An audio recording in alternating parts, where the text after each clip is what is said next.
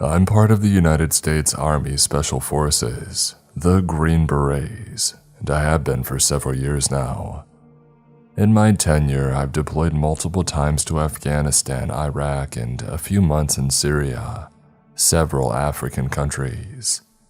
I've been to all four corners of the globe, and I've seen my fair share of the good, the bad, and the ugly that comes with being a part of SOCOM. I've got plenty of stories, some more interesting than others, but almost all of them are heavily classified behind red tape that will never be declassified until I'm dead and gone. However, there was an incident a few nights ago that stuck out from all the others, mostly because one, unlike all of the other operations that took us to a combat zone across the distant hemisphere, this one happened right at home in our own backyard. And the enemies weren't a foreign proxy, a group of insurgents. It wasn't even human. Stuff from that night is still weird, and it's not like Command is going to give us any answers. It's the reason that I'm bypassing everything that I've been told, disregarding and putting my butt on the line even if I use false information and withhold names. Plenty of innocent people have died, as you'll find out. And upper command would sooner bury it than acknowledge their deaths and give their families closure. I don't have all the answers of what happened in that Western Tennessee National Park, but I do have enough to let people know the truth. The semi-truth anyways. For safety and privacy purposes, like I stated previous, I'm withholding a lot of personal information such as names, exact locations, and unit information, referring to smaller stuff that I don't think even the scary 3-letter groups could really trace. Even if they cared, I hope they don't. Like I said, I'm part of a SOCOM, a Green Beret A-team. You all know who the Green Berets are. You should. My team is nicknamed Raider, a general theme in our company, naming things after warrior culture. Raider, Artemis, Barbarian, Centurion, etc.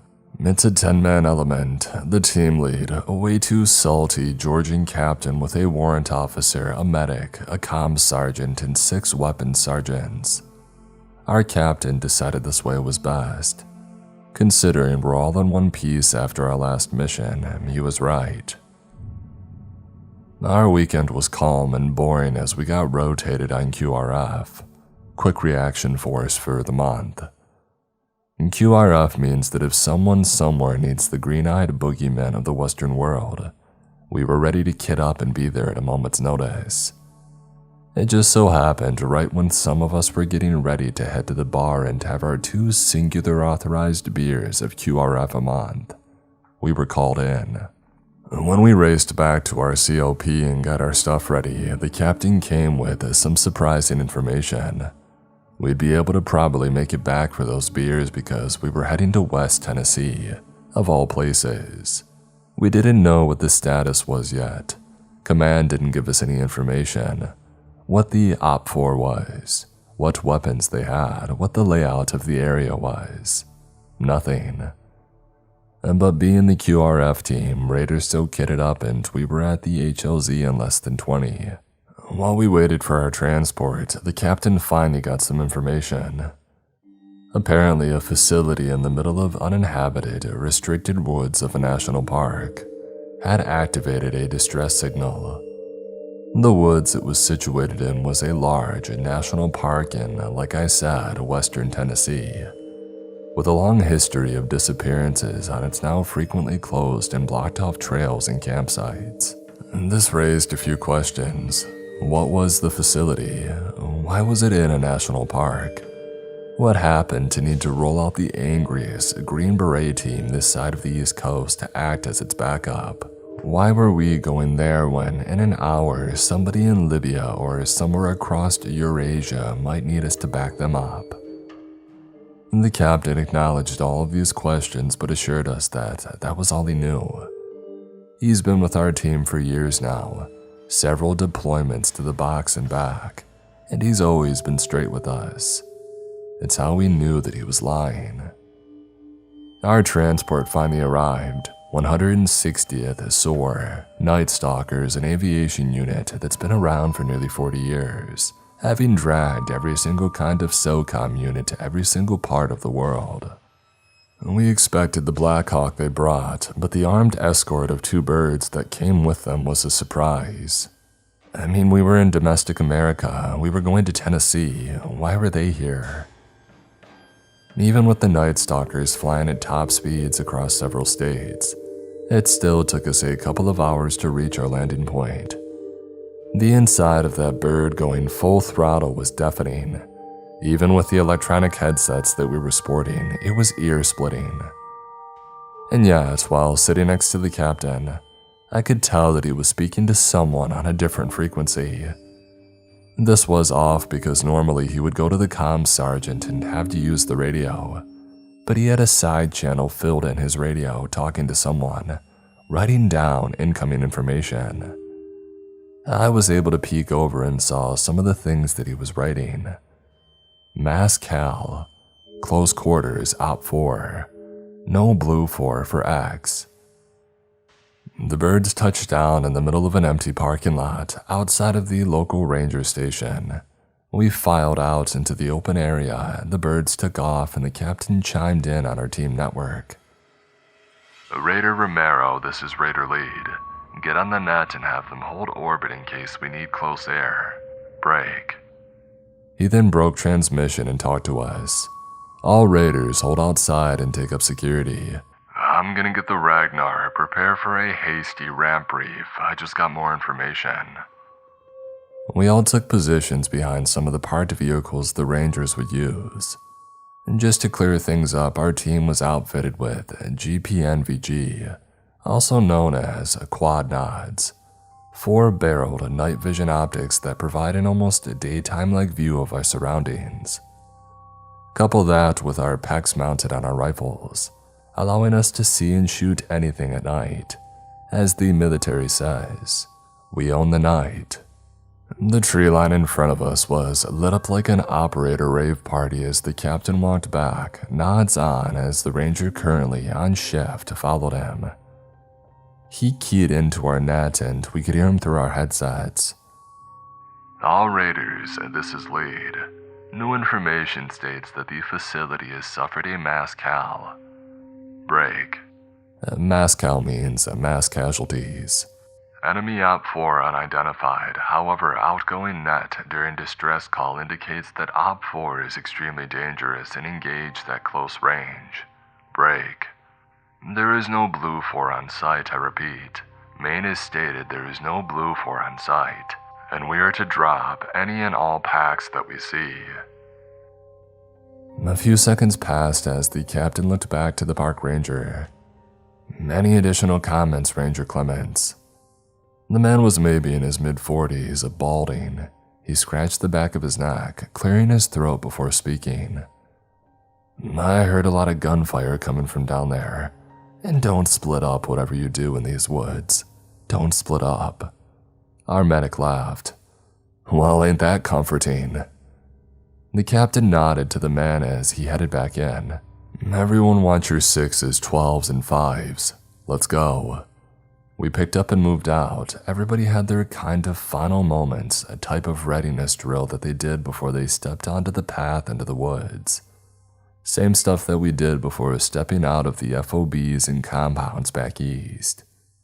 I let out one final breath of hot air in the cold. Our medic slapped the side of his helmet, hyping himself up. The captain pulled out and kissed a small crucifix necklace from underneath his combat shirt. We headed down the pathway, following the captain in a staggered column.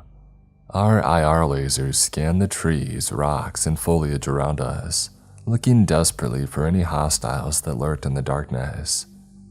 Though to our paranoid readiness, nothing appeared, but something was definitely following us. When we move through forest environments, you listen to the animals around you, the crickets, the birds, the movement of animals and what direction they're heading and how fast. Moving down that path, though, we couldn't hear a thing. It's common when you're a group of heavily armed green men moving through a forest at night that some of the squirrels and birds will run the hell away, but not the crickets or the bird songs in the distance. There's a certain level of ambience that animals will maintain even if they detect humans around. There was none of that, nothing. Not a cricket, a bird, a cicada, nothing. Silent professionals, it's in our name. So when I could hear the guy 10 meters ahead of me breathing as we moved through that dead forest, it told me that something else was here in these woods with us. A predator, and that the forest was more afraid of it than us. After a long stretch of marching down the trail, the captain held a hand up, signaling a halt. As I got down to my part of the column, the middle section, he called over a radio. "This is lead. On me, time now." We quickly rushed up to what we saw was a metal chain-link fence. 4 of our weapons sergeants and the medic took up security covering the woodline behind us as I and the other remaining one went up to the gate with the captain. The park's trail carried on for a few more meters before stopping dead into some trees. The dirt path broke off and formed a gravel one that led into a sectioned off area behind a chain-linked fence and gate. A no trespassers sign hung high, and just beyond the gate we could see a small guard shack. The captain tried to signal whoever might be in there by switching on the surefire tack light on his rifle, shining it and lasso waving it all over the booth. However, upon stopping and centering on a doorway, we saw a large amount of blood splashed on the back wall and pooled over the floor, an arm laying halfway out of the doorframe. The captain looked to the other weapons sergeant with us. "Get your kit," he nodded, slinging his rifle as he dropped his assault pack and digging out a small pair of bolt cutters. Each of our weapons sergeants carried a different loadout depending on what we needed. One could be a gunner, another is a grenadier. Can't name him, but Breach Man, as I guess I'll call him, always carried a breach kit just in case. He walked over to the lock, but just as he got the blades of the cutter around the lock, we heard it. It sounded like it came from everywhere, and yet far away at the same time. Maybe it was the echo of the forest, or maybe something attributed it to its abilities. It sounded like a woman yelling in pain and in agony, and yet the voice was half gargled, like it was morphed with that of a dying animal, as it had an underlying low-tone pitch beneath it. It got under the skin of everyone. Those pulling security immediately jumped, scanning left, right, up and down. Hell, even the medic, a big stocky dude who grew up in Brooklyn, played football before he joined, meaning he was yoked as all hell when he got to our unit. The guy who once struck his fingers into a man's neck to plug his blood, even he looked around nervously. What the hell was that? Our weapons sergeant with the M46 shook his head as he scanned the far-off terrain, muttering in a low voice. "Some horror movie crap right now." I remember holding my rifle's grip tight. Everyone was equally unnerved. Everyone except the captain. He just told us to press on. "Come on, tighten your jockstrap, let's go." He snapped the lock off. Immediately, the captain and I moved in and cleared the small booth, as 2 more weapons sergeants and our medic took up covering down the gravel road. It was a guard and no name tape or company logo, decked out in a black plate carrier. The plate carrier of which had been torn into, as a large hole covered the entire area of his solar plexus, which was now fragmented and broken inside of his mulched upper body. No bullet entry or exit wounds, just a large stab wound that looks like he got ran through by a lamppost. My breath still got caught in my throat as I grunted to clear it. The captain stepped out of the small booth, spitting hard into the grass and shaking his head. The medic prodded him. "What was it like?" He grunted, walking to the front of our formation. "Doesn't matter, Doc." We formed up and moved down the gravel road in a wedge column. The captain and 3 weapons sergeants in the front wedge, with the medic, me, and the other 2 weapons sergeants in the back one, the comm sergeant in the middle. We entered the facility lot, and immediately the comm sergeant linked up with the captain, and I could hear him alerting Maine. "This is Raider Lead. We've reached the building." Though it makes me wonder if he used the comm sergeant's radio to reach our HQ. Who was he talking to on that other channel? The lot was clear and we got a good look at the facility. It was a gray, concrete rectangle maybe the size of a small gas station. Floodlights mounted on the bottom illuminated the gravel lot up to the dense, shadowy woodline that lay just beyond the chain-link fence. The woodline that was still quiet. The mass scale carnage that we were told about was present outside of the building. Several guards, all in various states of mutilation, similar to the gate guard, were strewn about the gravel lot. However, unlike the gate guard, strangely, they were in heavier body armor, with rifles capable of going automatic, and spent brass everywhere. Me and some of the other guys got online and cleared out the back. Exasperated breaths and muttering came from all of us. The captain chimed in. "Raiders on me, time now." We hauled it back to him as we stacked up at the door. Flowing in, we were greeted to a lobby torn up and furniture thrown everywhere. Impact marks from rounds hitting the concrete lined the walls and ceiling. One dead guard slumped against a red-stained part of the wall, the other in a crumpled heap. A woman at the desk, not a guard, just a staff member, sat back in her chair, her entire torso torn apart. As we passed by her and headed through the double doors behind her, her empty, dead eyes met mine. The comms sergeant eyed her as we all moved for the door. "Sir, she was unarmed. I can see that. Keep chatter to a minimum."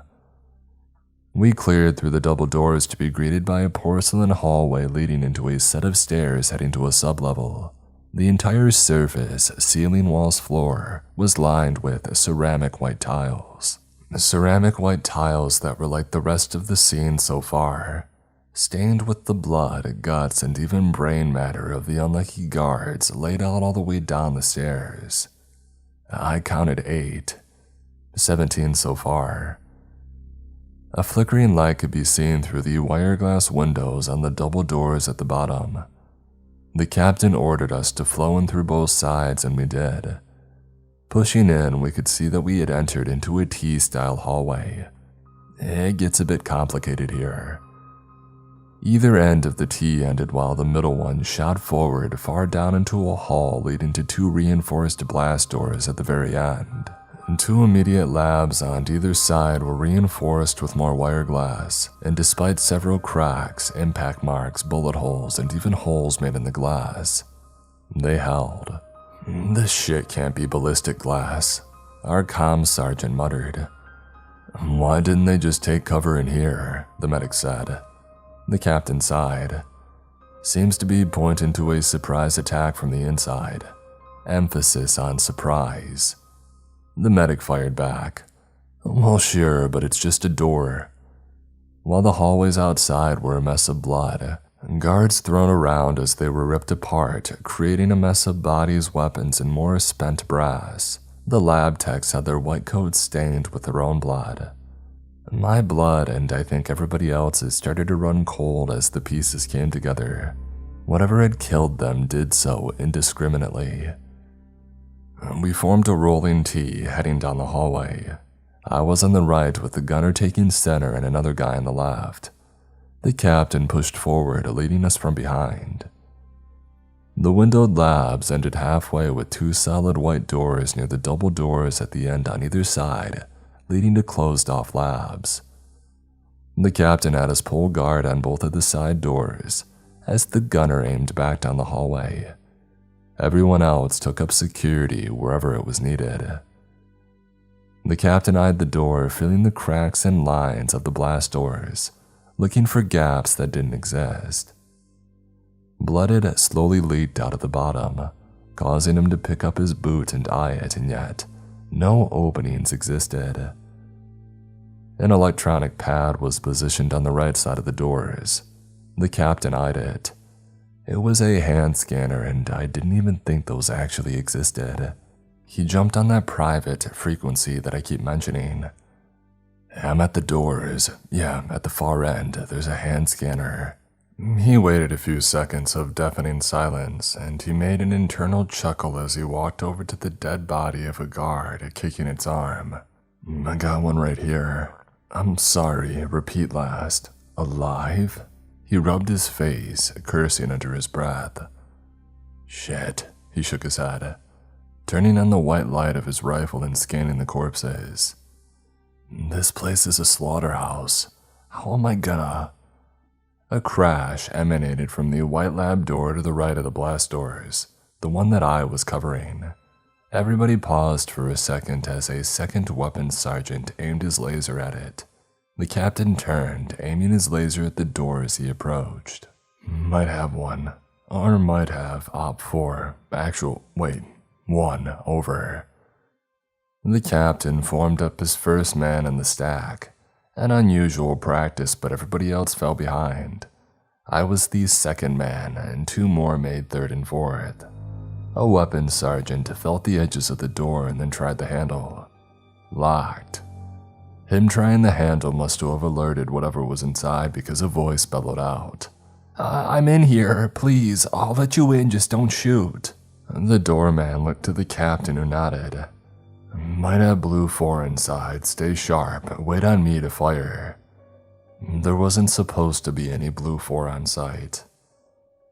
The door's electronic lock opened and the doorman grabbed the handle and pulled it open as the four of us entered the room. We pushed through. The captain hooked left, I pushed forward. The other two followed one of us respectively. Our lasers centered on the room, and a pair of hands emerging from behind a lab table. Please, the voice weakly shouted. The captain stormed over. Hands, now. I'll shoot you, I swear to God, if you don't put your hands up. As the person stood up, we saw the hands were connected to a scientist, possibly late 30s, stringy hair with circular glasses. Glasses that flew off when the captain closed the distance, shoving him against a metal cabinet. Spittle flying from the bearded mouth beneath the night vision goggles as he barked at him. ID, where is it? Show it. The captain began roughly searching the lab tech as he pulled out his ID. He grabbed it, shoving him to the weapons sergeant on his side of the room. The lab tech was kicked down to his knee. The captain jumped back on that frequency. I'm back. Possible blue 4, prepare for ID code. He read it off in phonetics before he got the response. He looked to the weapons sergeant guarding the lab tech. Get him up. Please, I don't know what's going on. I was just running some chemical tests. We've got to get out of here before. The captain got in the man's face. Shut up, he did. You know what you've been doing. I know what you've been doing out here. Open them doors right now. The man was shocked as the captain continued. Open the doors now. With a point from the captain, the weapons sergeant shoved the man forward into the doorframe. The man crumpled a little bit as the captain laughed. Oh, take your sweet time, doctor. Let's go. I picked him up by his shirt collar and dragged him over to the blast doors. The captain pushed him out of my grip, shoving his face first into the doors. Hand on the scanner, now.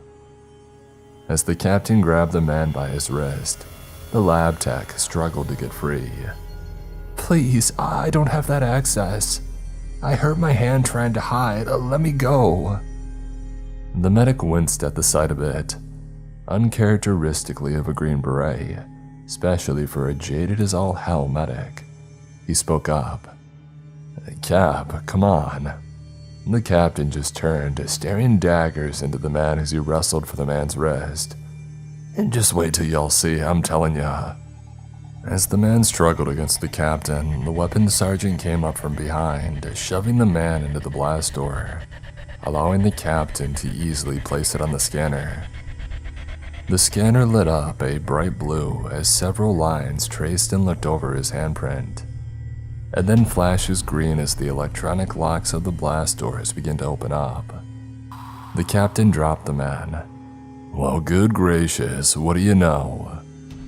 The door slowly pulled open. The room was dark, Red flashing emergency lights flashed all around as the sound of broken glass scraped against the door. A stream of murky blue liquid mixed in with the blood of several guards' bodies that were revealed at the doorway leaked out into the hall. The captain grabbed the lab tech by the collar, dragging him to his feet. "Y'all know these men, Doctor. Friends?" The captain shoved him through the doorway, the lab tech slipping on the fluids and glass, cutting his right hand with a wince. We flowed in and, Jesus. I said this at the start. I've been all over. I've seen mass graves that terrorist cells have used in far-off countries filled with entire villages worth of people. I've seen kill dens inside of tunnel systems. But this, it surpassed all of that. Every horror, every war crime, multiple times over. A series of gigantic glass tubes lined the walls made out of monitors, hard drives, and computer systems. The path of carnage led through the pile of guards at the doorway. That makes 24 armed personnel that were taken out by something. What really bothered me was what was in those murky blue and green glass tubes, as big as a refrigerator connected to a port on the bottom and top. Tubes and wires inside connecting to. The captain shoved the lab tech into a glass tube. The pop of the man's nose echoed off the empty area as he grabbed his nose. "Well, Doc, which one was it? Which tube?" Tube? What was he talking about? How did he know what was on that other frequency? The lab tech spit out blood leaking into his mouth as the captain, standing at 6'5", a giant even among his team full of brawny operators, picked him up by the collar of his blue undershirt. "I don't." Two weapons sergeants ducked out of the way as the captain got in his face, shoving him against the left side wall, causing the monitors and computer systems to beep and light up. "Oh, you don't know. And yet your little hand opens the room that you didn't have access to," he roared, abandoning all silence and discretion now as the man began to sputter and sob. "Please, please, The captain gritted his teeth. He quickly flipped up his nods and stared daggers into the man's soul. "How many people have you snatched off that trail? How many? What kinds of butchering you do to those kids before you stuck them in there? Which one escaped?" Kids, butchering. Something in my mind stopped and I switched on my rifle's tack light. A heavy pit in my stomach formed as I flashed it on the tubes. There were people in those tubes. They were people. Wire and tubes now poked into see-through and murky flesh as the bodies of the kidnapped floated, mutated, dissected, and changed. One person's skin ran reptilian-like up their left arm before merging with a strange gaping hole in their chest, their skull protruding out of the skin in their head. My breathing stuttered a bit as I backed up a few steps, glass crunching under my boots. Curses muttered by the others in the room as we all began to look. Another one's mouth was sealed at the front. Two more jagged, messed up sets of teeth poked out on either side. Their eyes were sealed, skin covering defined as sockets on their head. The medic flashed his light on one where the spine stuck out through their back. The vertebrae was larger than a normal person's, the bone sticking out inches longer in some areas. "Jesus, man, this is..." He gagged a bit, coughing as he looked away. I had to pry my eyes. My mind was frying just looking at it. "They better be dead. Oh, I swear to the Lord himself if they ain't," the captain said sternly as the man sobbed and nodded. "Yes." The captain raised an eyebrow. "You sure?" "Yes, they died during surgery." "If you're lying to me, I swear to Christ, I'll make you euthanize every single one." The captain shoved the lab tech forward into the center of the aisle. I looked down, shaking my head as the images of those things burned into the film of my brain. "Where's she gone, Doctor?" The captain said sternly, squaring up to the man who sobbed as he shrugged. Where is it? The man continued to cry. It escaped. It killed everyone. It cut through the guards. It cut through everyone. All of my friends. This caused the captain to nearly bust a blood vessel from the look that he gave him, balling up his fist and driving the armored knuckle of his Oakley glove into the gut of the lab tech. This caused the smaller, weaker lab tech to buckle over, dropping to his hand and knees, now favoring an injured hand into proudly burst spleen. Your friends? Your friends? You mean the friends that kidnapped a 22-year-old girl and a 14-year-old son and turned them into monsters? What about them? This earned only more sobs from the lab tech as the captain turned, hand on his hips as he scoffed. He looked at the medic who only stared back through his nods. The captain turned to look at him. You've got to the count of 10, and if you don't give me a single whereabouts of this thing, I'm gonna start grabbing tools and cutting your little weasel butt up like y'all did to these kids. The captain loomed over the man, grabbing him by his hair. Sir, please, the lab tech pleaded. 1, 2, 3. The captain counted. Some looked away and others shook their heads. Not out of shame of our leader. There wasn't a man in the room who wouldn't do what he did right now after seeing them. It's in the woods. You heard it. It did its yell like 10 minutes ago.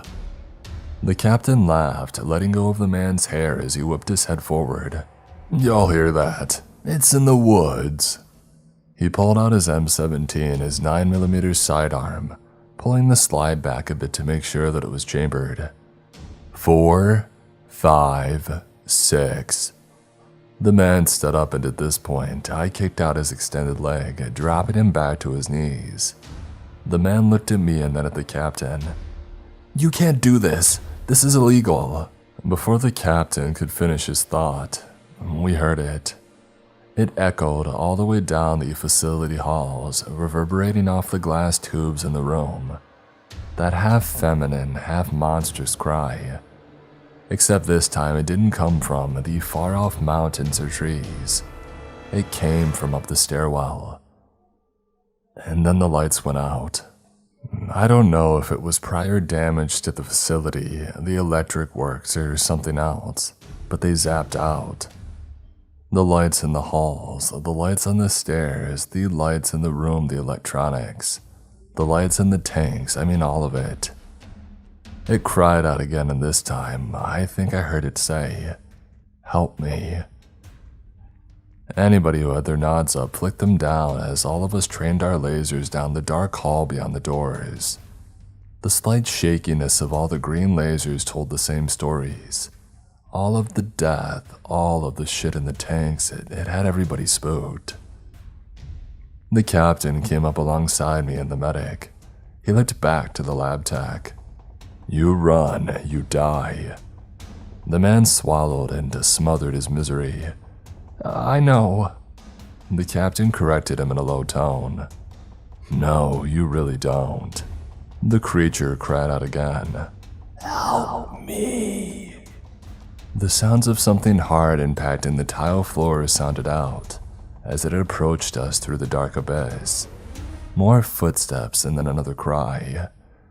Help me. The gunner lets out a shaky breath as he cracks his neck. More footsteps and then another cry. Help me. It's maybe 5 meters from the door now. Lord Almighty, the captain muttered. I couldn't see much in that darkness then, but I saw what everybody else saw. I saw enough. Its body was easily 6 feet tall. 2 gigantic, bony, mantis-like legs that were dark from blood stepped into the doorway. Its head was smooth, its large teeth shining in the darkness, and its eyes glowed like an animal. Its eyes glowed. It could see us. We all froze. We had rifles trained on it, a machine gun trained on it, a room full of green berets, I mean the best of the best, and everybody froze. The captain was the first to fire, slamming his trigger as he shot a 223 death into that crime against existence. The gunner opened up as well, and then the medic. 2 more weapons sergeants also shot it. It yelled at us, cried out like an agonized woman pleading for help. And then it lunged. Running and slamming through a test tube, glass flew everywhere, causing several of us to shield our faces. As the water flooded the floor and the deformed body that was inside flopped down near our feet, a horrendous, rotted smell filled the air. "Jesus!" the medic sputtered out, gagging a bit as he kicked it away. The creature now screamed as a rifleman near it jumped back. It leapt on top of him, shoving that bony mandible into his left shoulder, pinning him to the ground as he screamed, thrashing his elbow into the thing as he kicked its stomach. But it didn't attack him, it just eyed the scientist. He attempted to run for his life, but the thing jumped on top of him, pinning him face first into the murky wet floor. And that's when I noticed these 6 smaller human-like arms on its torso. Its main mandible pinned him to the ground, the arms, some normal, some with bony spikes for fingers. Others, just lined with sharp teeth, began to rip into the man's back. The lab tech screamed. His lab coat was torn open as it began to dig down into his back. Some still fired shots, but it didn't even react. It didn't even move. It just continued to tear into that vile, poor son of a gun. The captain's voice lit up the comms as he and the medic rushed to pick the rifleman up and heave him on the captain's shoulders. "We can't engage him here, outside, now." He was right. It thrived on close quarters. It ran guys through before they could pick it apart. We all ran, nerves shot, weapons hot from firing into a thing that didn't react. The power off so that we couldn't close those blast doors. All we could do was run.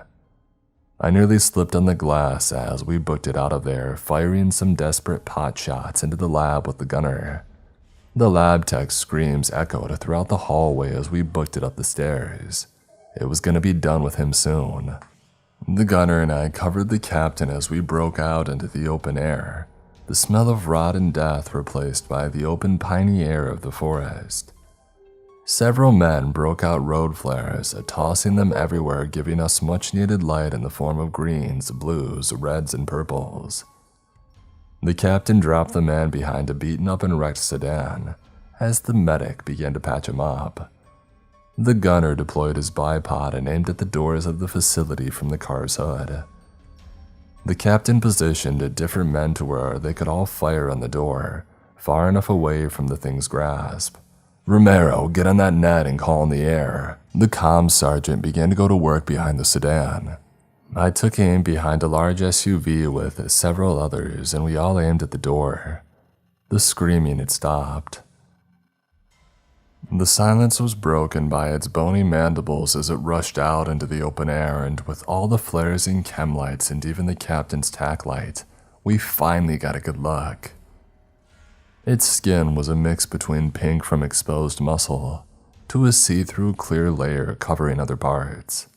Bony calcium-like armor had formed over a lot of its body, and its back to its legs formed smaller mandible-like features at the back, and its head, an exposed skull, all 2 human eyes peering out in rage, as its larger, unhinged jaw opened and it roared out its deafening cry at us. The gunner was the first to open up. The blast of a 5.56 tore through the armor on its mandible legs and torso. The thing recoiled at first and then hissed as it charged forward. The captain ran from his place in front of the sedan's side. The thing stuck its 2 large mandibles into the roof, badly denting it. The medic quickly covered the wounded weapons sergeant, shielding him as the thing peered down at the 2. The captain quickly got its attention, aiming fire at the back of its head. It roared with a vengeance as it charged at the captain. He fell back to the sedan, running out of our line of fire as the thing barreled towards us. The thing stuck a mandible inside the hood, impaling it, and then another just to my left. I circled around and behind it as I fired. It cried out, blood now pouring from its wounds, as its calcium plating was cracking and falling off en masse. The thing turned to me, and as I flicked my M4 to auto and laid into it, it just barreled at me, shoving me to the ground. Its smaller, demonic hands reached for me as I kicked them away. Its jaw snapped as I held my rifle in the way, shielding my face as it gnawed on the metal. The gunner then blasted a chunk of its exposed skull away, staggering it as it turned the captain and whipped his stock into the thing's head and then backpedaled as he fired off another burst of rounds. The thing turned at him, roaring viciously as the captain dropped his empty mag. He slapped in a fresh one as the thing lunged at him, both mandibles raised. The glass exploded out of the SUV windows as the captain dropped levels, firing into its stomach as he circled out back into the open. The creature roared as it went to move for him again, but it couldn't. Its large mandibles were stuck all the way inside of the vehicle. The captain left his rifle hang slung on his front as he reached for something on his kit. An M67 fragmentation grenade. Get back! Everyone who was in the open ducked for cover. The gunner and several weapons sergeants retreated behind a series of concrete jersey barriers. I ran and slid behind the sedan, helping the medic to shield our wounded battle buddy. I heard the distinct sound of the spoon flying and the whistling of the grenade.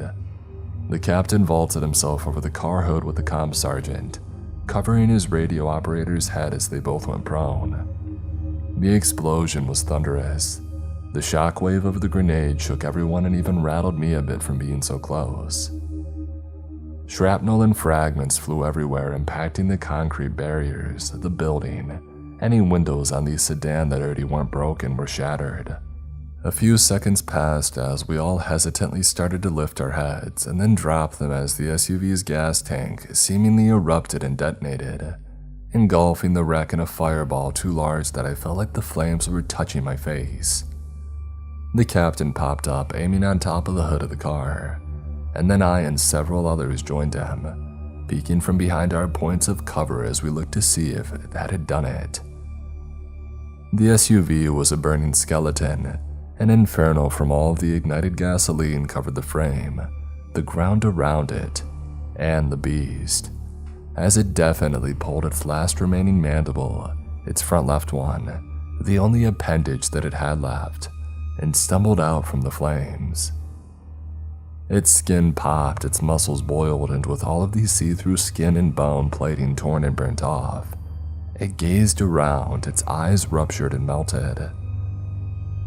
Help me. The gravel crunched as its charred and still burning body slumped forward. The captain emerged from behind the SUV as only a few of us dared to approach the thing. He lifted his nods, this time pulling his M17 back up and aiming it at the thing's head. 3 shots into the thing's head, the damaged and charred skull caving in. A circle of light illuminated us as the rotary blades of the Blackhawk sounded out overhead. I shielded my face and lifted my nods to avoid the spotlight blinding me. Op 4, actual, down, building secure. The ensuing hour was one that was just shrouded in, mystery, I guess. The captain went against prior missions of telling us to go prone and pull security, putting the gunner at the sedan by the gate and telling the rest of us to watch the wood line. When the van showed up, that's when he told us to chill out. There really weren't vans, they were more like armored trucks. Not for the sake of being classified and remaining anonymous, I can't divulge a lot about them. I'm definitely not saying the black shirts were wearing black multicam combat uniforms, with kits, weapons, and gear available that would definitely make them a private sector group. I'm not saying their uniforms were sterilized with all patches, logos, and markers stripped. I'm also not saying that the hazmat suits looked way beyond anything that our MOPE system has. I'm not saying they brought several metal cases in from their armored Vics, and I'm not saying they brought an advanced surveillance drone with them. I will say that they weren't really hostile. I mean, heck, one even offered us a cigarette. The bird landed at the opposite side of the building, the open lot where they eventually told us to head. We prepared our guy for case-vac on a litter with the Black Hawk and loaded up as the captain finished talking to some guy in a suit. He was much shorter, maybe 5'8". He bore the look of a younger but still weathered man. His hair slicked back and had a hard part. A slight bump underneath his sports coat told me that he was armed. The captain eventually joined us as soon as the aviation crew shut the door. He popped his helmet off and much to their anger and slumped back in his seat. When we touched base and got back to the COP, our sister team, Artemis, replaced us on QRF. I've been thinking about that shit for days now, about what those people did to them in that lab, what the captain said. They kidnapped them, cut them up, changed them. All for what? Some sick fantasy? Who even owned that lab? There were no US markings and no logos, zip. Like I said before, there's still a lot that I don't know, but what I do know is that those people got exactly what they deserved. That thing crying out for help, pleading for us to make its suffering end. The more that I think about it, the more it makes me sick. I don't know what those guys were that relieved us. They didn't have any markings. Some of them were speaking German if my memory serves. But whoever they were, I hope they learned from their mistakes and never tamper with that evil stuff again.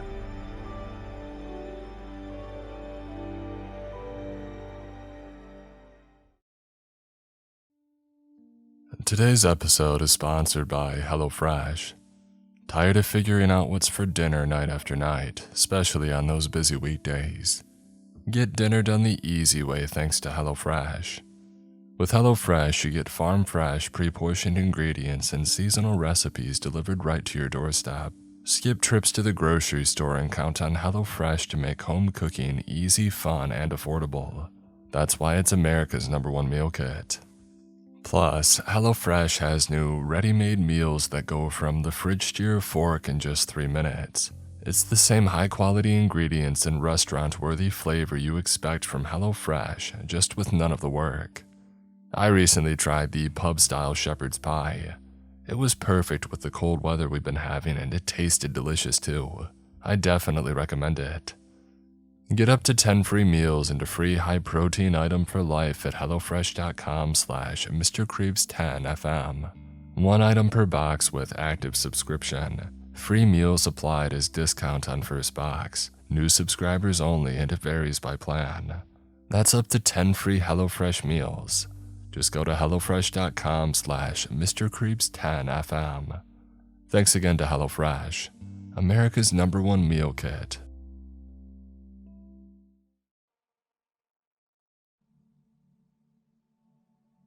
I am a member of a special operations force in the Danish Royal Navy, more popularly known as the Danish Frogmen. For those of you who are well knowledgeable on international special forces, you've probably seen that now famous photo of a fire team aboard a boat with veils obscuring their faces. That is also probably one of the only pieces of information that you've ever received on us, as my home country's Naval Special Warfare Unit is shrouded in mystery for a good reason. We are NATO's silent workhorse, having followed larger nations and militaries into conflict zones such as Iraq, Afghanistan, Syria, the Balkans, and to some places that aren't declassified.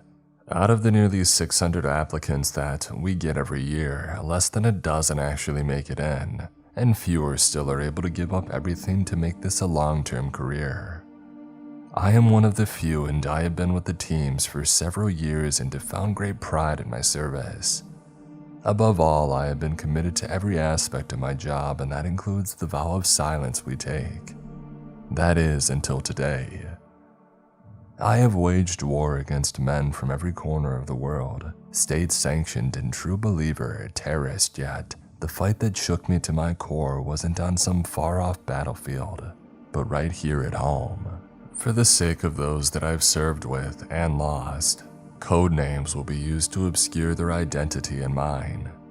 I lead a 4-man team element under a larger squadron.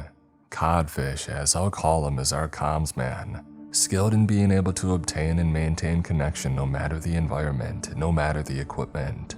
For those of you who are in, say, the American or British militaries, we use these same ANPRC radio series that you guys do, and yes, they do suck. However, Codfish has always been able to make do, which is why I fought so hard to keep him on my team. Next is my designated marksman, Anglerfish. Frogman teams are commonly used as a reconnaissance element to move ahead of a larger element and act as an early warning or a forward guard. Anglerfish is an essential part of that as he utilizes a powerful scope to help detail the path and its terrain around it, along with being able to reach out and touch anyone we need removed. The pipeline for becoming a Danish sniper is one of the most grueling and humbling courses you could take, and it requires a fair amount of calculation, humility, and control. He is all of these things. On the other side of the spectrum, we have my gunner, Largemouth. Any military element assembled needs a suitable amount of firepower in case things go wrong, because they can and almost certainly will.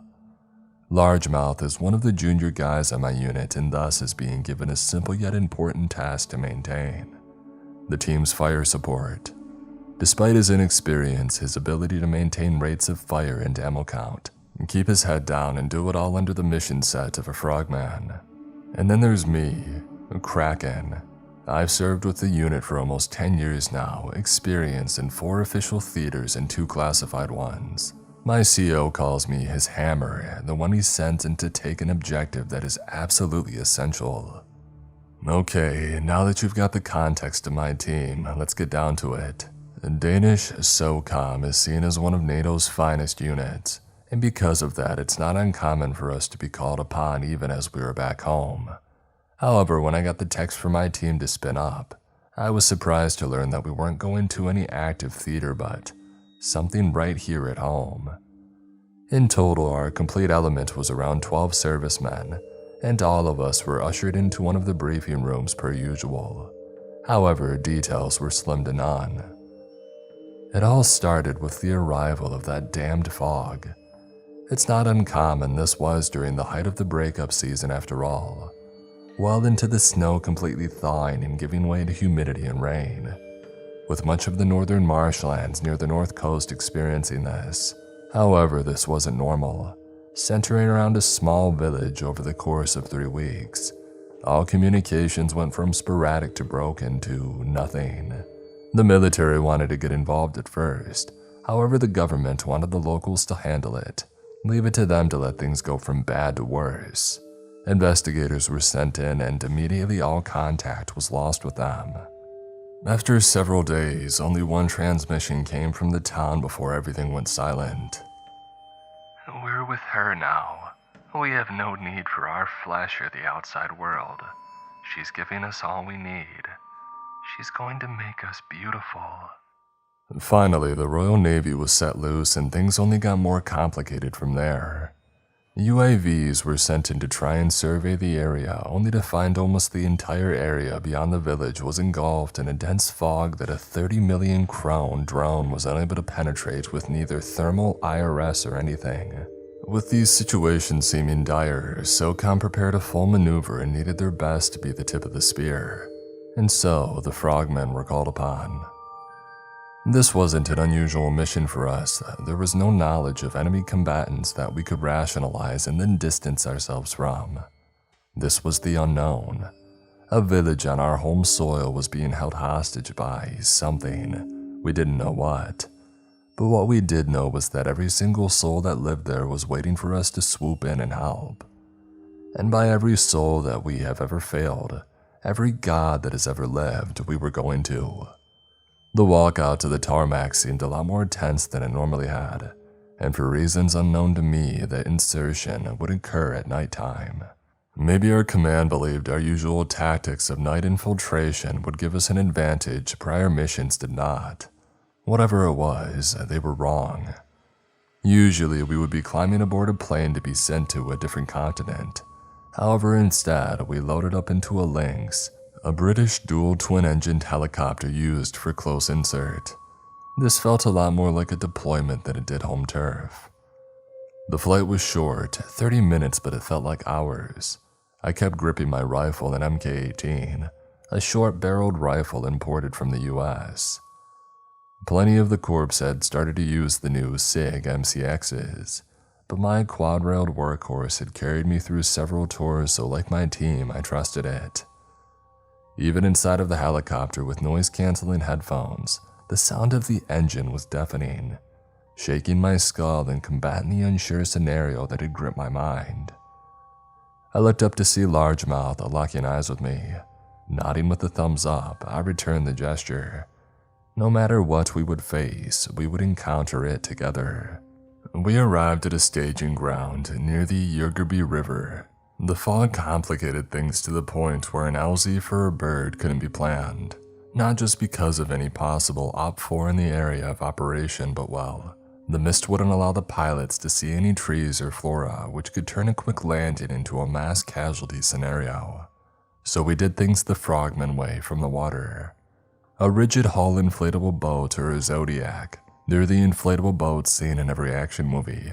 They're cumbersome, they get shaken and thrown by any small waves, and they're all around just a damn pain to use. However, they're somewhat still the most reliable source of redundant amphibious transportation that we had second to swimming. Our CO gave us our ramp brief right then and there in the dock. It was short and to the point. Whatever mist exists seems to be screwing with the comms. Whether it's moisture or something else, they're going to have to formulate a conclusion as to what's going on, and if they can, neutralize it. If not, we were to cut fall back and let the heavy guns roll in. We knew what that meant, and that we had better hope we could find a much cleaner solution while we were on the ground. A pit in my stomach formed as we all stepped onto our rubber chariot and started off. With darkness fully set in, the naked eye couldn't see anything, and so we took to using our GPNFGs, quad nods as some would say, a set of 4 tubes allowing for a wide view that made the dark seem as clear as day, albeit with a white and blue hue. This allowed us to safely travel down the river. Anglerfish taking point, largemouth sat near the front in case we took any incoming fire, codfish and I on either side. However, the ride got slower as we finally encountered the fog. It seemed almost as if one moment it was there and the next it was all over us. You could barely see the edges of the river and the green near it, so Angler had to crank way the hell down. It then became a slow crawl through the marsh, our Zodiac turning left and right through the weaving river as the IR lasers mounted to our weapons scanned across the edges of the fog, ready in case anything were to test us. And then, we were only a few kilometers from the village when the engine suddenly died. 1 second the low hum of the propellers, and the next it was off. This caused Angler to gaze back in surprise, a low mutter of, "What the hell?" Largemouth kept watch as the rest of us moved to inspect the engine. Codfish opened it up and was astounded. "It's in perfect condition," he muttered, looking up at me. "Something's preventing it from igniting, so it just won't start." As he continued to dig deeper into the engine, triple-checking to make sure his assessment wasn't wrong, I sat there debating our options as the Zodiac drifted to a halt as the water remained deathly still, leaving us all in a permeable silence. That's what I had noticed first. The silence. We frogmen spend a lot of time in the field, figuratively and literally soaking in nature's worst yet most pure conditions. I've spent a lot of time up to my mouth in swamp water and mud. And taking in nature, you realize something. There is always some sort of sound. A cricket, a bird, anything. Heat had returned to Europe, so the winter's cold wasn't in effect. Living creatures had come out of hibernation, and there are some LZs that I've been to where these cicadas are so loud that we had to yell at each other in order to hear. And yet here, dead silence, all ambient sound muffled by whatever the hell this fog was made of. And the water was still. This was an active river, there should be some sort of current. And yet, whatever was in these woods commanded its respect. The forest around us was much more afraid of it than it was a team of Danish Special Forces operatives. We had to tread carefully. I reached for something on my vest, a push-to-talk device that connected our headsets to a team frequency. Usually we were close enough to not need it, however it helped to minimize the amount of noise it made. We aren't getting any further on water, we need to ditch the raft and head in on foot, I said. Codfish gave up on the engine and took up a watch position.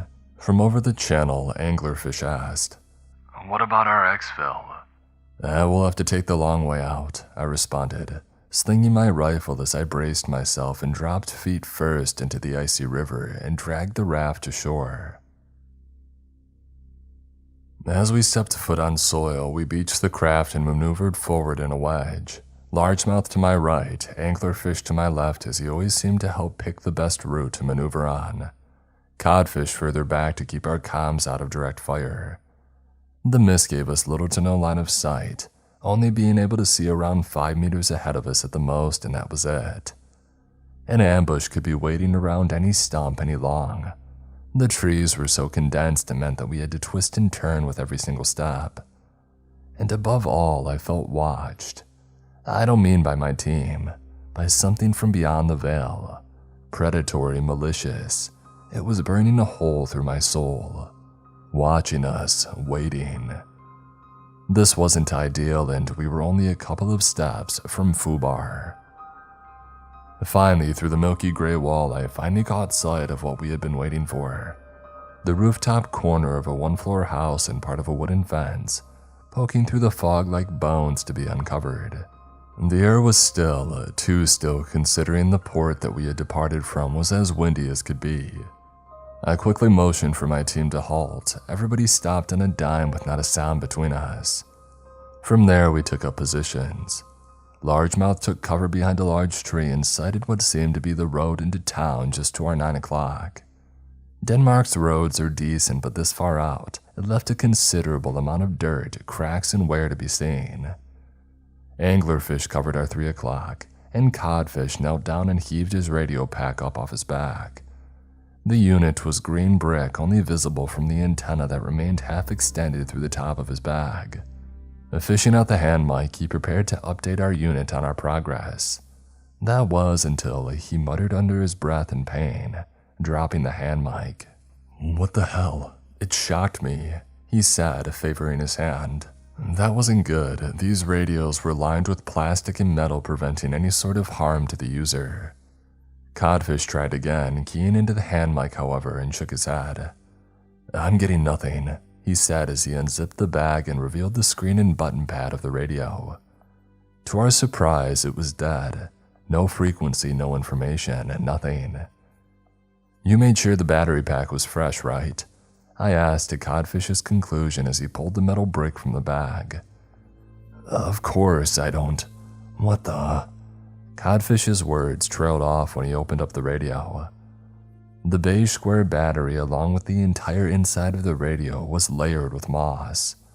He had to fight to pry the battery out, showing that it was caked in it, along with a ton of condensation.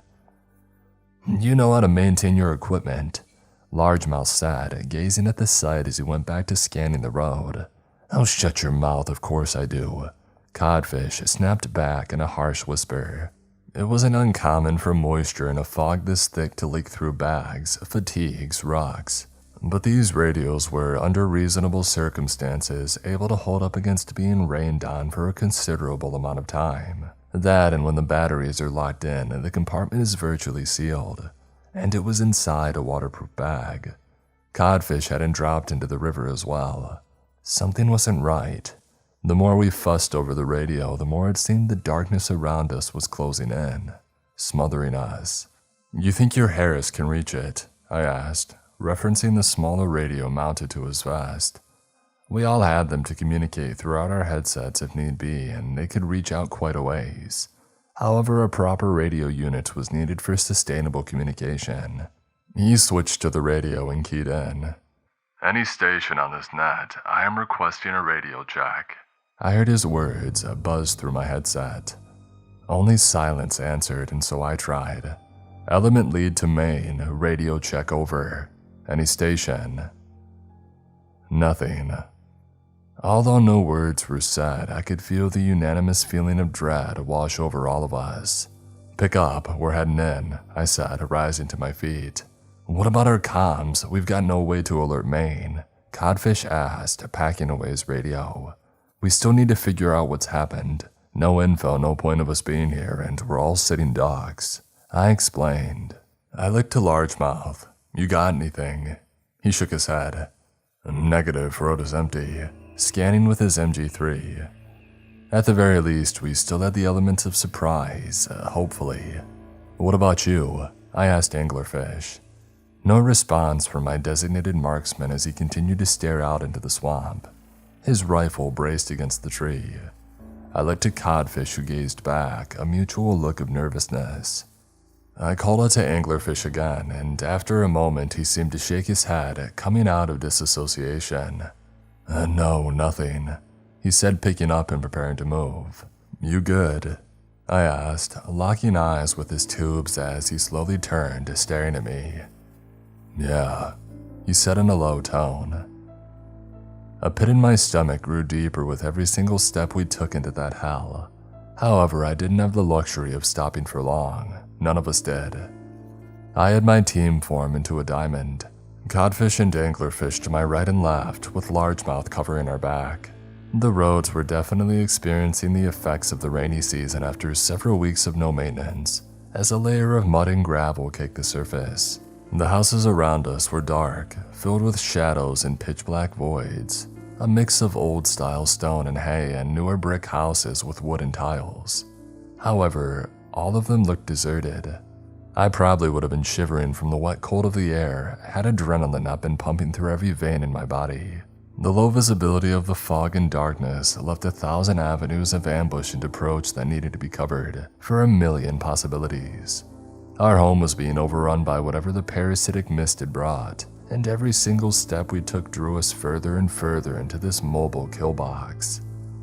And I could tell my men were feeling it. Codfish focused far too much on certain windows and shadows, causing him to quickly yet messily snap to a few points. From the corner of my vision through the white blue of my nods, I could see Largemouth's head snapping back again and again, yet Anglerfish seemed distant. Snipers needed to be calm, comfortable in uncomfortable situations, but he seemed too much to the point of complacent. I wanted to call it out, yet a shape from my front caused me to halt my team. We all took a knee, trying to hug the side of the road for cover as we were in the worst possible position. It was rectangular, 4 doors with a license plate that read AW65683, with a light bar on the top. Through the low light, I could see it was white with jagged markings, a police patrol vehicle. The front and rear left side doors were opened. The back window was smashed from a circular impact mark, blunt force trauma, a rock or a brick. No signs of life from where we were. We moved in. Anglerfish and Largemouth took the right side. IR lasers scanning through as Codfish and I cleared the open left. It was empty. I and my team set in as I ordered Codfish to inspect the radios, seeing if there was anything that we could work with. After a few seconds, he called me over. He was leaning in on the passengers. I slid in the driver's head, flipping up my night vision. Codfish shined a red light, and it was how he illuminated an area that we needed to see without nods, without giving up our position light a white light would. It wasn't that great, but as the red glow shined over the dashboard where a radio should be, only an empty radio mounted remained, covered in moss. In fact, the entire inside of the vehicle was dripping wet. While I initially thought it was the fog, the similarities to our radio sent a chill up my spine. "What do you think?" Codfish asked. What did I think? I knew that whatever cut off our ability to contact our support did so to the local forces. It was attempting to dissect through severing information chains. I knew that something was watching us, as every pore on my back felt like it was on fire from something staring into it. This fog was a screening device. It ate at the town, deteriorating it, taking the people and leaving ghosts behind. However, my team was on edge already, and the last thing that I needed to do was rile them up. "We need to keep moving," I muttered. Codfish hesitated for a second before exiting the vehicle.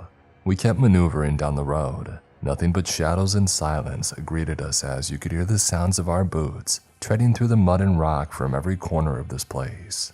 And per our orders, we tried to locate any person and look for any signs of life. To no avail. Doors remained unlocked and opened. As we quietly breached and entered, we found no one. Just a layer of dust and water over everything. This continued for house after house as we tried our best to clear through, investigate, and came up with nothing. But still I waited, wondering where the first strike was going to come from.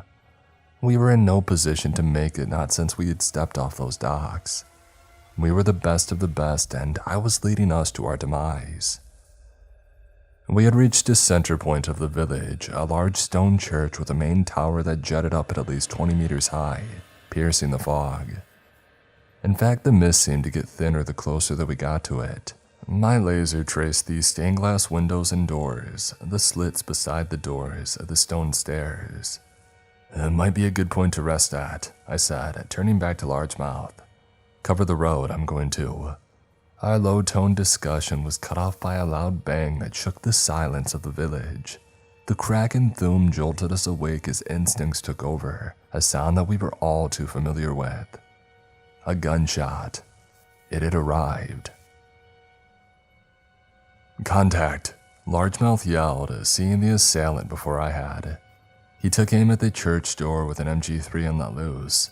The German belt-fed machine gun is referred to as the buzzsaw for good reason. In another time, another life, it had acted as a human wave reducer. And now, our best chance at survival as it tore through the wood with a thunderous burst.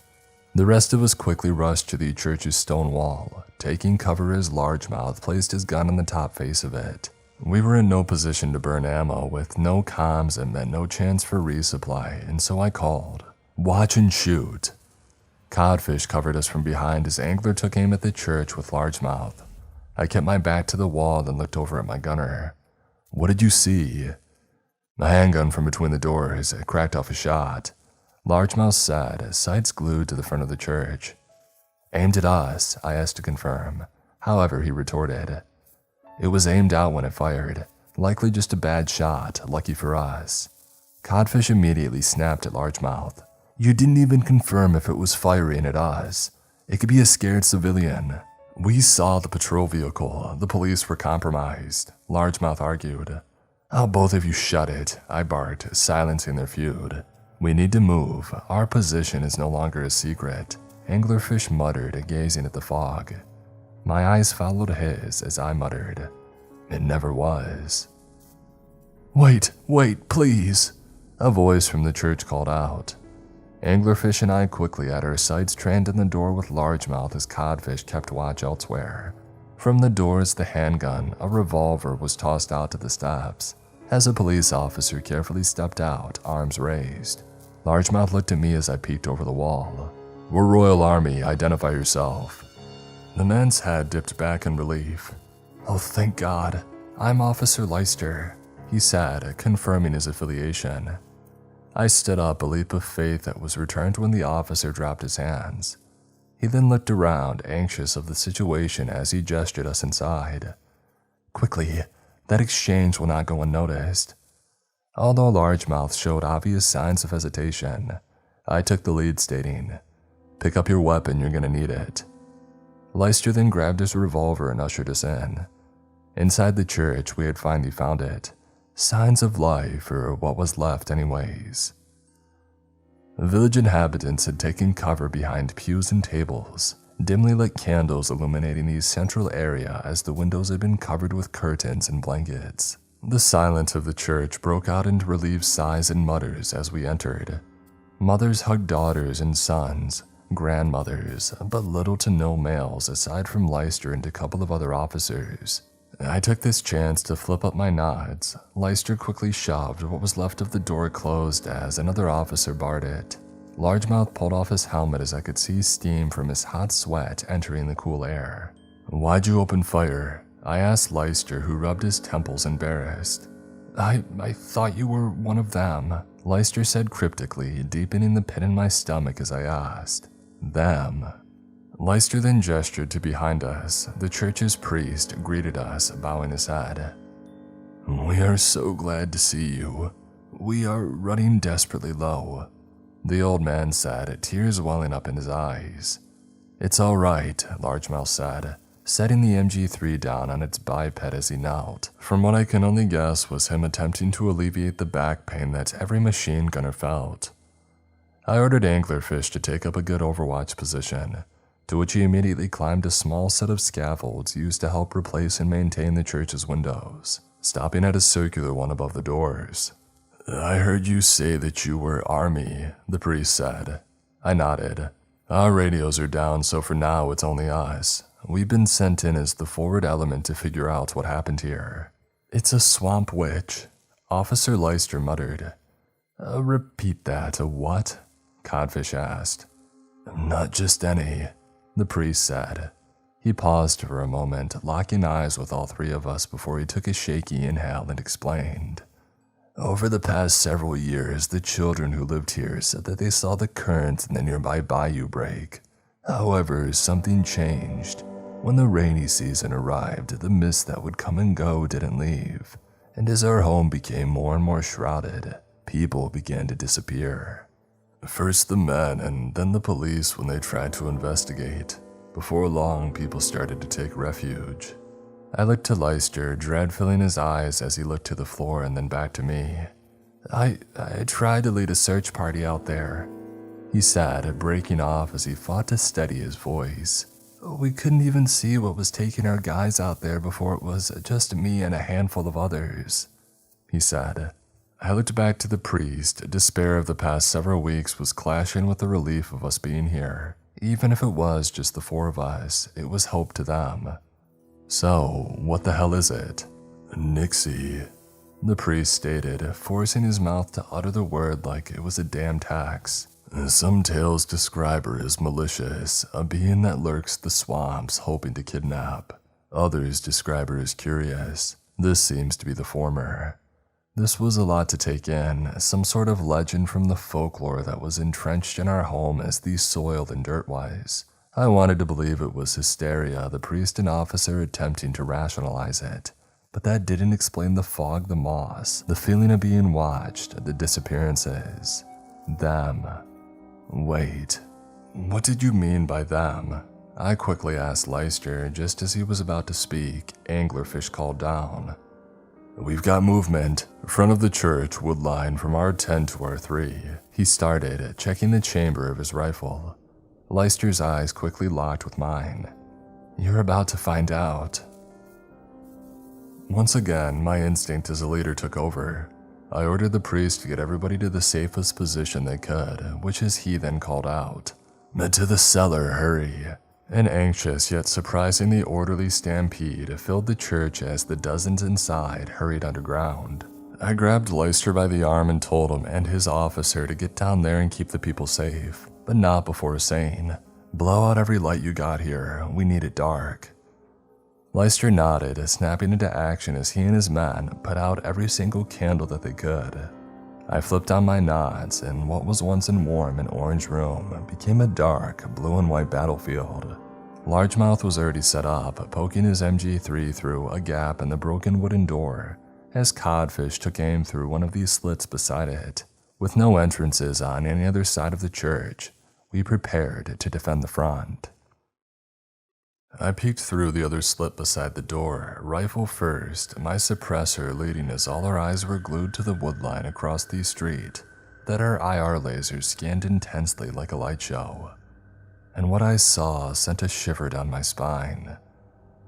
People that disappeared, those taken, all walked through the marsh and tall grass across from the church. The butcher, tailor, and all those in between and many of the lost officers all walked to the edge of the road and stopped. Their movements were unnatural in the way they just stood there opposing us, daring us. A leader amongst them emerged, the police chief. Even from across the street I could see the blank face that he had as he stared wide-eyed at us. Silence filled the church and then broken up by the muffled cries of the civilians downstairs. Mothers trying to desperately calm their children. The thing that was the police chief then spoke. His voice monotone like a puppet being controlled, yet his words came out smoothly. Too smoothly. "Come on out. We need not fight." A minute of silence passed. I gazed over to Codfish, who gazed back. Largemouth was locked in place, taking aim. There was no playbook on this. How in the hell were you supposed to negotiate with a thing, a paranormal anomaly? I barked back with whatever I could think of. "What did Nixie offer you?" "More happiness than we had ever known." His answer was immediate, and the artificial attempt at emotion behind his words shook something deep down inside of me. His voice echoed across the chapel as he continued. "You can feel it too, as can all of them. Just come outside." "What's the play?" Anglerfish asked. "We should just lay into them," Largemouth suggested. Codfish scoffed. "Enough of your bullheadedness," he muttered. I looked out and gazed at the chief, who even now I felt was looking directly at me. "You're gonna betray everybody you swore to protect, the woman, the children?" I asked. And then a smile crossed his face as he said, "Oh, don't worry. Once the children went underneath, they've never felt pain again." My throat ran dry. The last thing I heard was Largemouth angrily cursing beneath his breath as he let loose. The retrofitted suppressor that he had mounted onto the front of his gun barely contained the thunderous sound of a long burst of rounds as they tore through the night, yellow and red. The brick of the church shook, the door swayed slightly, and I saw the tracers and rounds tear the police chief in half where he stood. And then the horde, mounted at the edge of the marsh, rushed the chapel. Their faces were filled with an animalistic rage. They crushed grass, branches, vaulted the stone fence, and yet they were completely silent and smiling. "Engage! Engage!" I screamed. The sound barrier of the mist battling Largemouth's controlled bursts of violence as groups of them were cut down at a time, a pile of brass building up around him. Even then, some still tried to crawl as pieces of themselves hung off by tendon and flesh. Their commandeered bodies now had only one goal: breach the church and commit unspeakable horrors to those inside, and we would not allow that. Those that reached the windows were taken down by Codfish and I, who with controlled groups of 2 and 3 rounds kept the swarm at bay. I still remember it. A series of hands reaching inside, fingers trying to grasp onto anything. 3 shots tear through the palms, hit one in the head and drops them instantly. Another salvo, another down. They were once my countrymen and now my enemy. Prior allegiances didn't matter now, or at least that's what I kept telling myself. I remember hitting the release and letting the metal mag drop to the floor as I shoved a new one in and hit the bolt release, replenishing my weapon. "Make your shots count," I yelled. Last thing we wanted was all of our ammo burned through. And just then the worst call-out I could ever imagine reached my ears. "The soldier!" A woman yelled from beneath the cellar. There was no way they could have entered. We had every entrance covered, that we knew of. I yelled at my team to stand their ground as I rushed to the cellar, quickly rounding a small banister and heading down the steps. I saw the dark cellar was bathed in the blue ambient light of the outside. Dozens of people were huddled against the walls. Hysterical screams and the tearing of flesh could be heard as I came face to face with them. One was a man, the other a police officer. Both were coming through a storm door and locked eyes with me. Their eyes, even now, it haunts me. No pupils, no color, just a milky white. When they saw me, they took off after me. 6 shots, 2 to the heads of both at just a couple of meters. The sound of my suppressed barrel bounced off the walls in the room, undoubtedly deafening anybody close.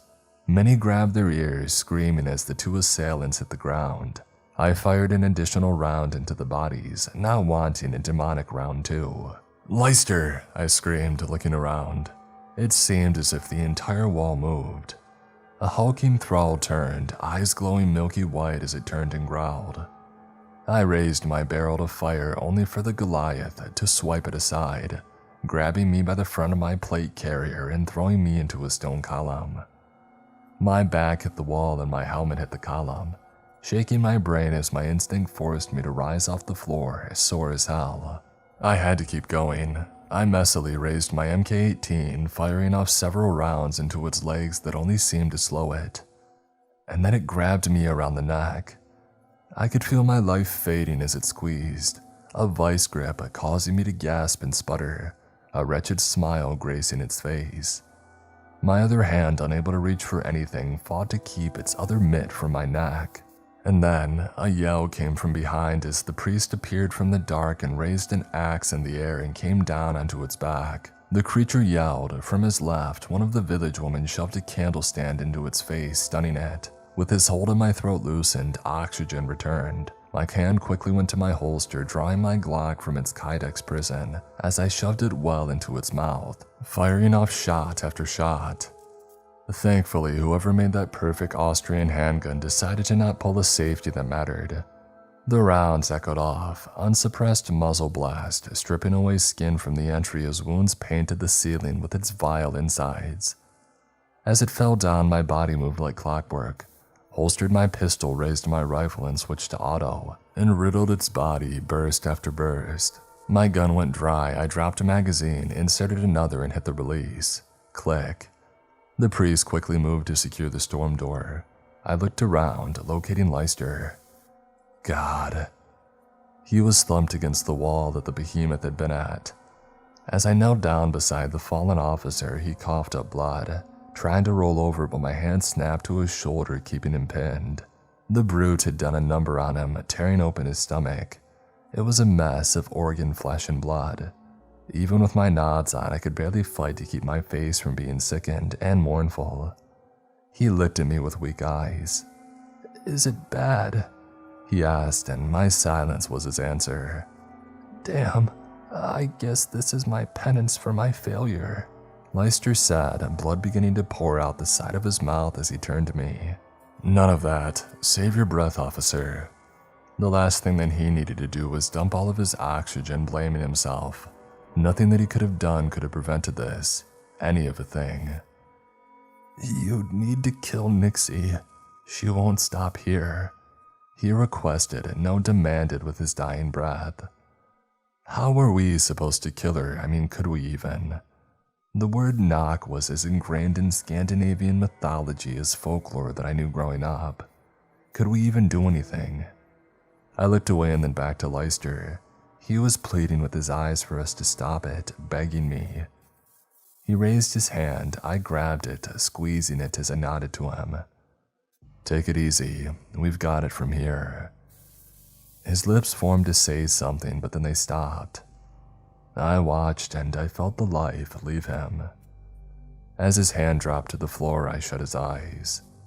The best sign of respect I could show to a man who died defending his home.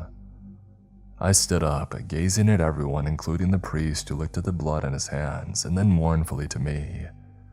I then noticed that the gunfire had stopped. "I'll be topside," I said to him. He nodded, walking slowly over to Leicester as I left the cellar silently. Back up top, my team had done their job and done it well. Bodies lined the stairs and lawn, and yet, through the silence, Codfish and Largemouth continued to bicker. "We could have," Codfish said, being cut off by Largemouth, who stepped forward. "Done what? Let them drag us into the swamp. I gave us the early advantage. You should be thanking me." I stepped over each of the bodies. Every single face had a story that ended, a life cut short, a family that was robbed or they were robbed from. I didn't count the dead. I couldn't bring myself to. "Enough," I ordered, all three turning. Codfish stepped forward. "Are they all right?" I nodded. "Mostly." Codfish and Largemouth shared a look and then back to me. "Leicester?" Largemouth had asked. I slowly shook my head back in response. "Damn," my gunner said, dipping his head. He looked back to me. "Well, what now?" "We need to reconnect with command and bring in a battalion, maybe more. This is out of our depth," Codfish argued. Largemouth laughed and shook his head. "Run, now, and leave everybody in there to be slaughtered." "How many more has this mistaken? How much ammo do you have left? We are a recon element, we have to fall back." Codfish barked again. "When do what? Walk 10 kilometers only to be ambushed in the open." I argued, Codfish looking at me wanting to argue. I didn't give them the chance. They knew that we were here since we stepped foot on the shore. If we leave, it'll be on foot and we'll be ambushed. We know the direction they came from, and right now, we are the only ones that can stop it. They won't stop here. She won't. My team was bathed in silence. Codfish and largemouth gazing around as anglerfish stared deadlocked onto my face. We are the best of the best. There is no one else. We stop her. We have to try. Codfish gave a shaky, unsure exhale as he nodded. All right, where to? Northeast, anglerfish said, quiet and scanning the direction that they came from. I wasn't sure if it was the wind or something else, but they came from that direction. His words were like molasses, slow and an uneven cadence. Is something wrong? I asked, finally addressing him. Condition. Just want this to be over with, he said, shaking his head with a huff that seemed to spur him out of it. How are we supposed to kill her anyways? She's some sort of witch, Largemouth asked. Beings like her are drawn to our side by being tied to an object. A voice caught our attention, the priest. He stepped over the bodies, his eyes unable to gaze at a single one.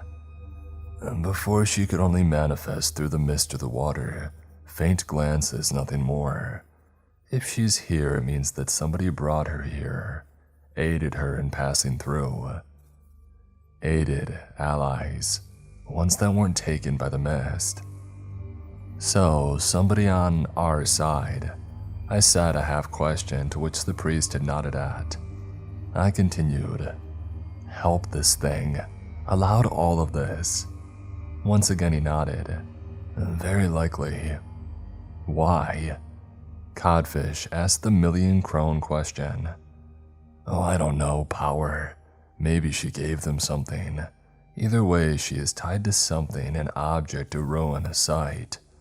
Destroy it and her ties to the side will be severed.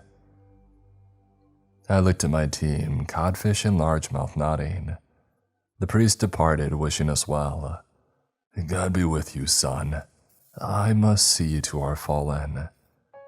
Anglerfish said that he knew the way, so we followed him.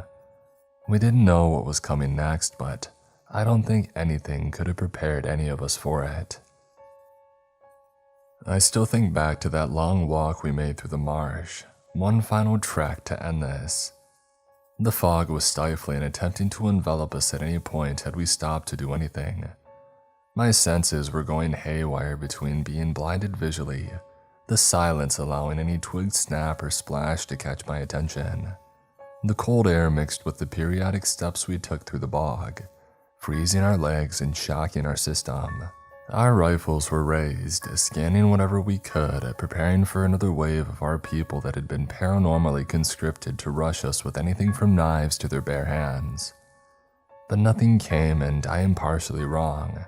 Anglerfish walked almost the entire way with his weapon down, somewhere in between complacent and in a trance, yet he led us, cognizant enough to make course corrections despite the fact that he seemed to be working off of instinct.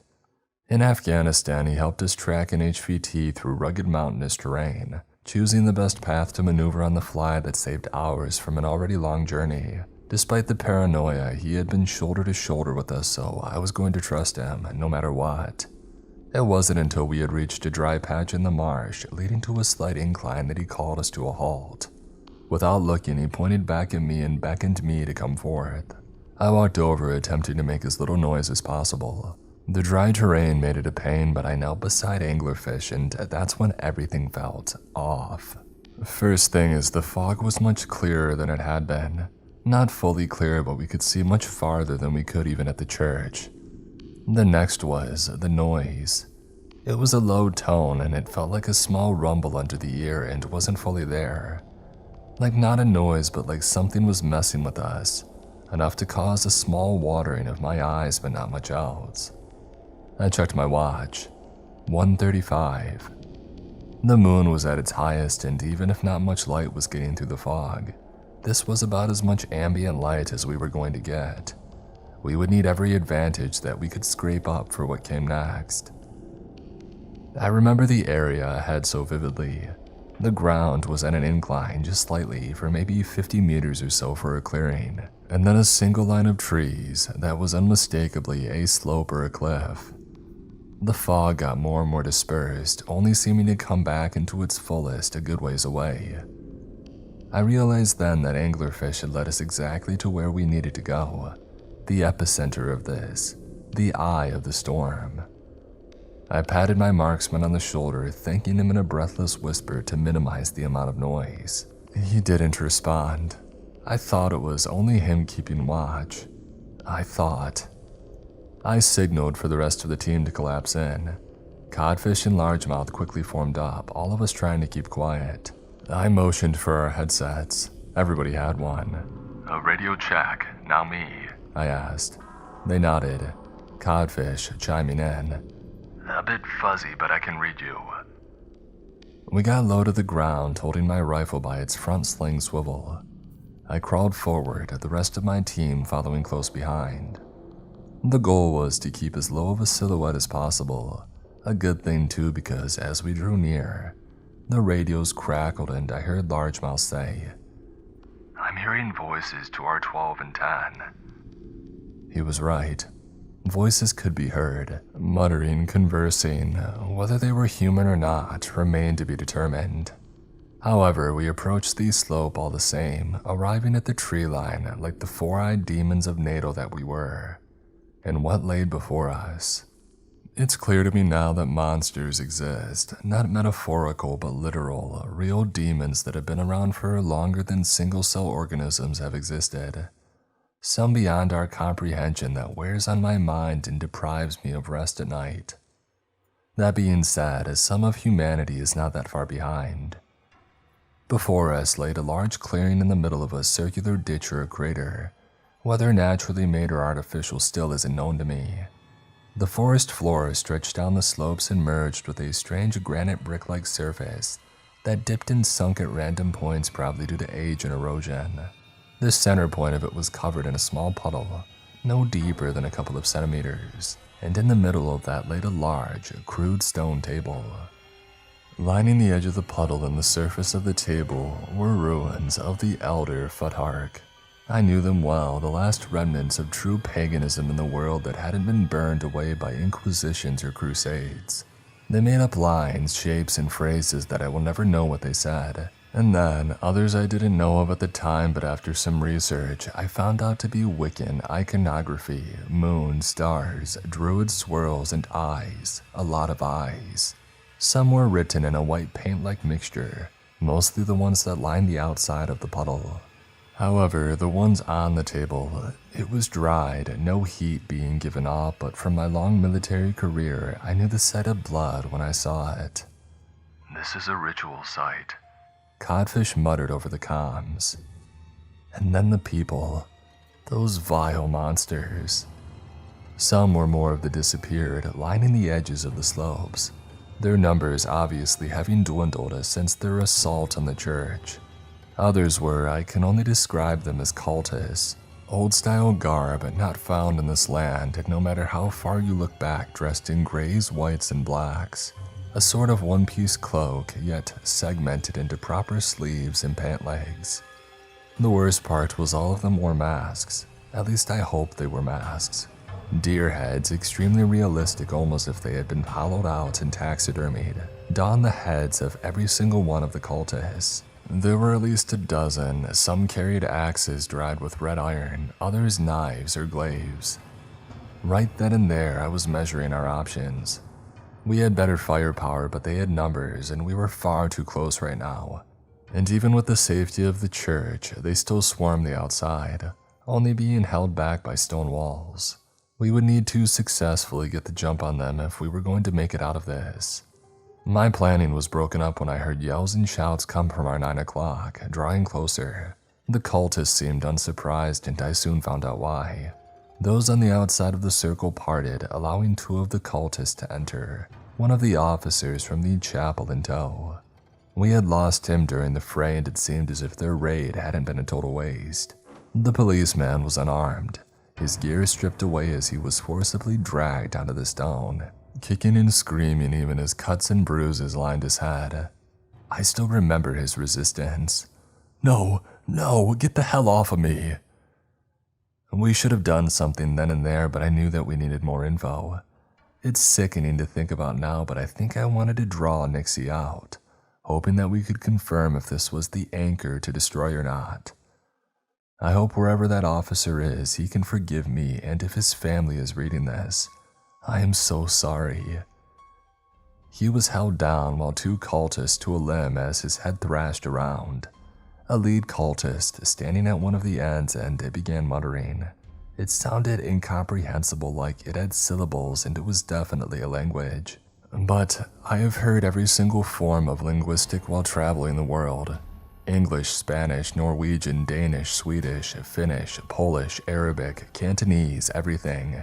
I have and still have never heard anything like what he was saying. And then, from the pond, spindly arms, black and smooth like obsidian, emerged from the area above his head. Impossibly so, I don't know how, but they hovered above his face for a moment and began to tear into him. His scream shook me into action as I hopped on our frequency. Time to move, we need that destroyed. I looked at Largemouth. And get to a good angle, you'll have to be our base of fire. We're gonna need half of that group gone in the first few seconds. Will do, he said. Sliding over several meters, he got to a clear gap between the trees, setting up his MG3's bipod and readying for a fresh bout. Codfish slid over, checking his vest, saying, Some thermite will burn right through there, but we'll need to place it manually. This wasn't going to be easy. Nothing that we could do could be done before we took out the bulk of the enemy force.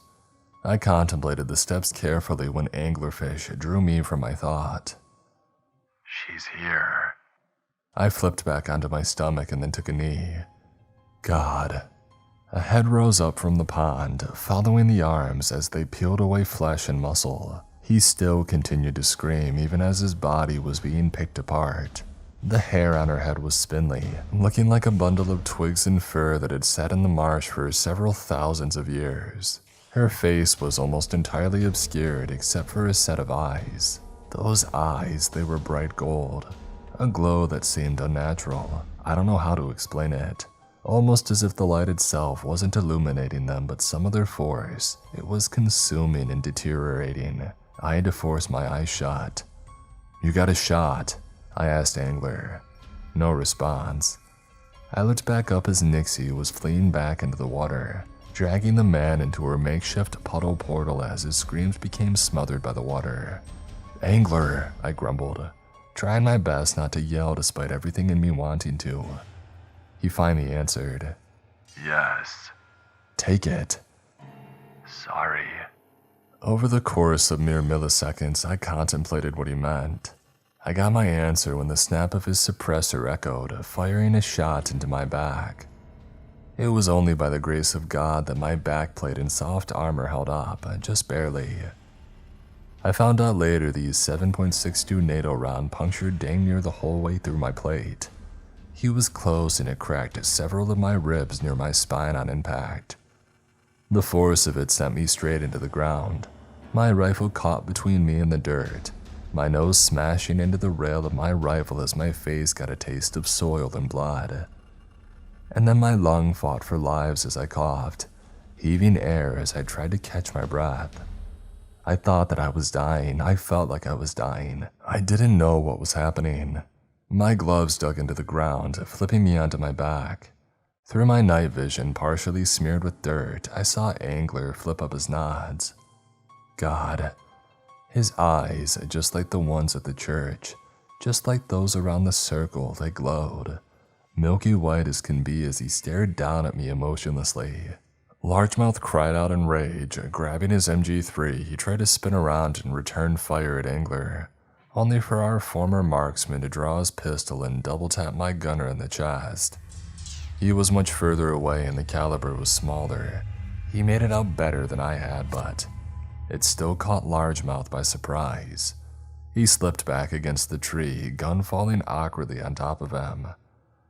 I remember another violent coughing fit trying to get my bearings as Anglerfish must have noticed that I was still alive.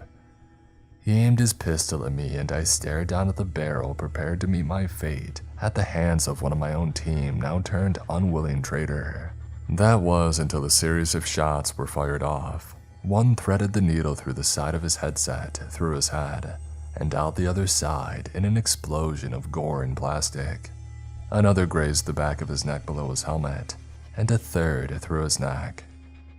Angler dropped lifelessly, his handgun bouncing off the ground as the weight of his nods forced his head to roll towards me. I saw his face, the color bleeding out as the glow in his eyes faded and returned back to normal. Codfish stepped forward, smoke exiting his suppressor as he scanned the area, largemouth recovering as he fought to his feet. My comms man attempted to come to my aid. However, the nightmare scenario occurred as our enemies ascended the slope and attacked us. We were now caught off guard. I don't know if she planned it. That witch. A horde of disappeared, headed towards Codfish, whose rifle quickly snapped to level and started to fire off shots. It was strange to see. Tight shot groups firing off, dropping them left and right. A violent crowd control as he was forced to back up. Not long after, a burst of machine gun fire shook the forest as largemouth staggered to his feet. They were too late to help me, however, as I found myself being dragged down the hill. Two cultists grabbed onto my combat shirt and pulled me down using gravity to aid them. I tried fighting back, but I was winded and in no condition to fight. But damned I did. With my right hand, I grabbed the one on my right side by the neck, causing him to panic. As the left one attempted to adjust, I instead leaned back, allowing my knee to connect to his strange deer head. It didn't feel like it was hollow, in fact. Thinking back now, it felt real. Regardless, we tumbled down the rest of the slope in a mess. I tried scrambling to my feet, but a pain from deep within my chest shocked me enough to be stuck at the knee. I was tackled to the ground by one of the disappeared, straight onto my back. My ribs howled in pain as I found my attacker sitting on top of me. Brows furrowed as enraged glowing eyes stared down at me, as it grabbed me by my helmet and tried pulling it off. My holster was trapped beneath one of its legs, so instead, I grabbed it by whatever jacket it was wearing and pulled it down towards me, headbutting it. It seemed to stagger it enough that I could get it rolled off, but before long the cultists had descended on me again. Grabbing me by one of my legs, I was dragged onto the pool of water, as a female came from the direction of my head and drove a small dagger into my left shoulder. It was caught partially, stopped by the shoulder strap on my vest and to my shirt, but damn if it didn't hurt. I screamed in agony, my left arm incapacitated as my right arm felt around, at my free holster. I drew my Glock 17, wasting no time as my finger felt purchase on the trigger and aimed it around. The shots were sporadic and panicked, but even then I thanked the years of time that I spent honing my skills. The cultist that had dragged me by the leg was hit directly in its neck, dropping down, as I fired at two more, catching them center of mass. Trying my best to ward them off, I wanted to say that I screamed something akin to, "Damn you all." It could have been slurred gibberish, but the point was clear. A wounded lion was still a lion. I felt like I had stabilized my situation only slightly, until the obsidian hands had returned. One shot up from my right side, grabbing my gun hand and squeezing it. It didn't hurt, in fact I barely felt it, but all control of my weapon ceased as my weapon fell to the wet ground. The other shot straight for my throat, silencing my yells as I was pulled to a sitting position, forced to watch as I came face to face with Nixie. I still didn't get a full proper look. My eyes were stinging with both my sweat and blood. Dirt and now mud smeared the lenses of my night vision goggles. But those eyes. From beneath a layer of matted hair and wretched twigs that layered the top of her head, they glowed like spotlights, unblinking and unflinching, hypnotizing me, ordering me to stand down and allow myself to be dragged in. My blood slowed as I felt the cold become uncomfortable. I forgot the pain, I forgot the adrenaline, I forgot who I was. That was until a boot kicked her head, sending her back into whatever hell she crawled from with an audible splash. I regained all feeling as my hand shook, pain shooting through my shoulder as I gazed around. Largemouth staggered forward, positioning himself in front of me as he hip-fired his MG3. The belt laid at his side almost emptied as he fired off, forcing the cultist back and cutting down more and more thralls. I felt a hand at my carry handle causing me to flail my good arm, only to see that it was Codfish. He had grabbed me by my plate carrier's carry handle and was dragging me out of the puddle and onto the slope. I looked back at Largefish, who had pushed our enemies a considerable distance back. And then his belt went dry and he saw this and then turned to join us and stopped. I wanted to yell, I wanted to rush to his aid to save my machine gunner, but I couldn't. A knife found itself buried deep in his stomach as he stopped, breath stolen as his mouth was agape. He looked down. A child, one of those that the former police chief had mentioned, stared back up at him with glowing eyes. It backed off and he staggered forward. Another child rounded the side of the table and buried a blade into his side, forcing him to drop to his knees. His MG3 hit the ground as his arm shook. He was fighting back the urge to enter into shock. He reached down and drew his pistol, the weapon shaking as he muttered under his breath when coming face to face with the children. And then they closed in. The cultists had reformed with what was left of their thralls, forming a circle as they descended upon him. Through a gap in the formation, we made eye contact. His breathing was shaky and uncertain, but he nodded to me. It wasn't a request, there was nothing that I could do to stop him. It was an honor. I nodded in return. He had been by my side for 2 continents and several dozen missions. He deserved all of the respect in that moment. The obsidian arms emerged from the pool, grasping his shoulders as Nixie's head returned, and knowing that he was right next to the ritual site's epicenter, reached for the 2 M67 hand grenades mounted on his vest. We have to, I sputtered to Codfish, grabbing onto him for support. He tried to protest. No, And then he surveyed the scene and took off, dragging me with him as both of us raced up and over the slope. The last thing I remembered when I looked back was Largemouth staring defiantly into that damn beast's eyes as he let the spoonless grenades drop to the ground. After a few seconds of running, we dropped to the ground. The explosion of the grenades shook the earth and sky. Shrapnel soared through the air, cutting through bark, leaves, and branches, destroying anything in its path. A follow-up rumble, greater than anything they could have produced, rocked the ground beneath us as for the first time, wind entered the area around us. Codfish placed his arm over me, hoping to possibly shield me as we remained there, unsure of what was next. And then, nothing. Silence was all that we had as my eyes clenched shut, sure that we had failed and would be dragged off back to her. However, nothing, and then the sounds of the forest returned. In my haze of pain, I didn't notice at first, however Codfish did, rising to his feet and gazing around. We did it, he muttered, a gust of wind blowing leaves past me as he laughed exhaustedly, and then quickly knelt beside me as he flipped me over. It was left side first, right on my bad arm. Dang that frickin' radio head. I jest, if it weren't for him, I wouldn't be here typing this out. He quickly checked my wound, popping open the IFAK mounted to my belt as he scanned around and shouted into his headset. This is Element Romeo, any station on net, radio check. After a few seconds of silence, we were graced by the best sound all night. Element Romeo, this is Maine, requesting status. He didn't give them a chance to request shit. Last thing I heard as I drifted off was him shouting into the headset. The situation secured, possibly. Requesting channel for immediate 9 line. Precedence is urgent. Roger, Element Romeo. Bird is on standby. Roll 2 is prepared. Good, standby 4. Shit, stay with me, Kraken. The kind of slumber I experienced is strange. You feel the seconds, minutes, days roll by, but you don't at the same time. I thought it was the afterlife, floating weightless in half-consciousness. However, I was wrong. I awoke a week later at a hospital in Copenhagen. The first person to greet me was my CO, who, although looked exhausted, was relieved that I had returned to the land of the living. Codfish had given him a full sit rep, and although he was very scrutinizing of it, knew something was amiss when his report matched the findings of many of the villagers and the priest.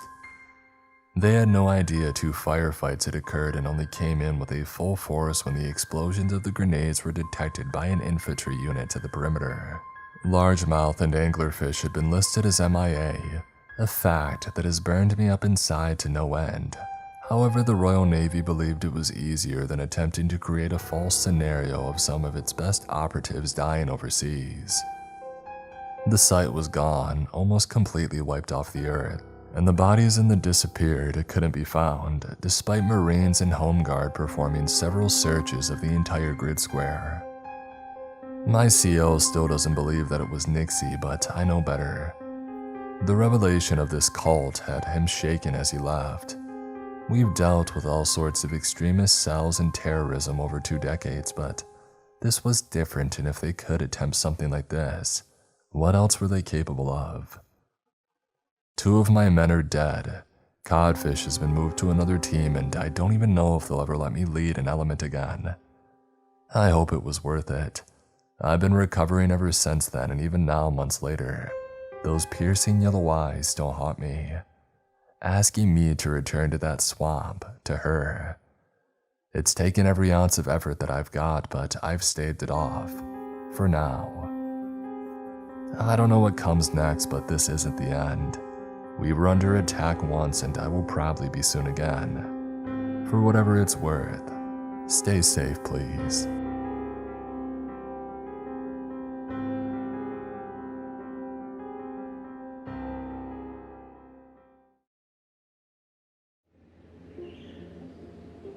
A man in dark sunglasses, wearing an expensive black suit and carrying a fine Italian suitcase, strode purposefully towards me.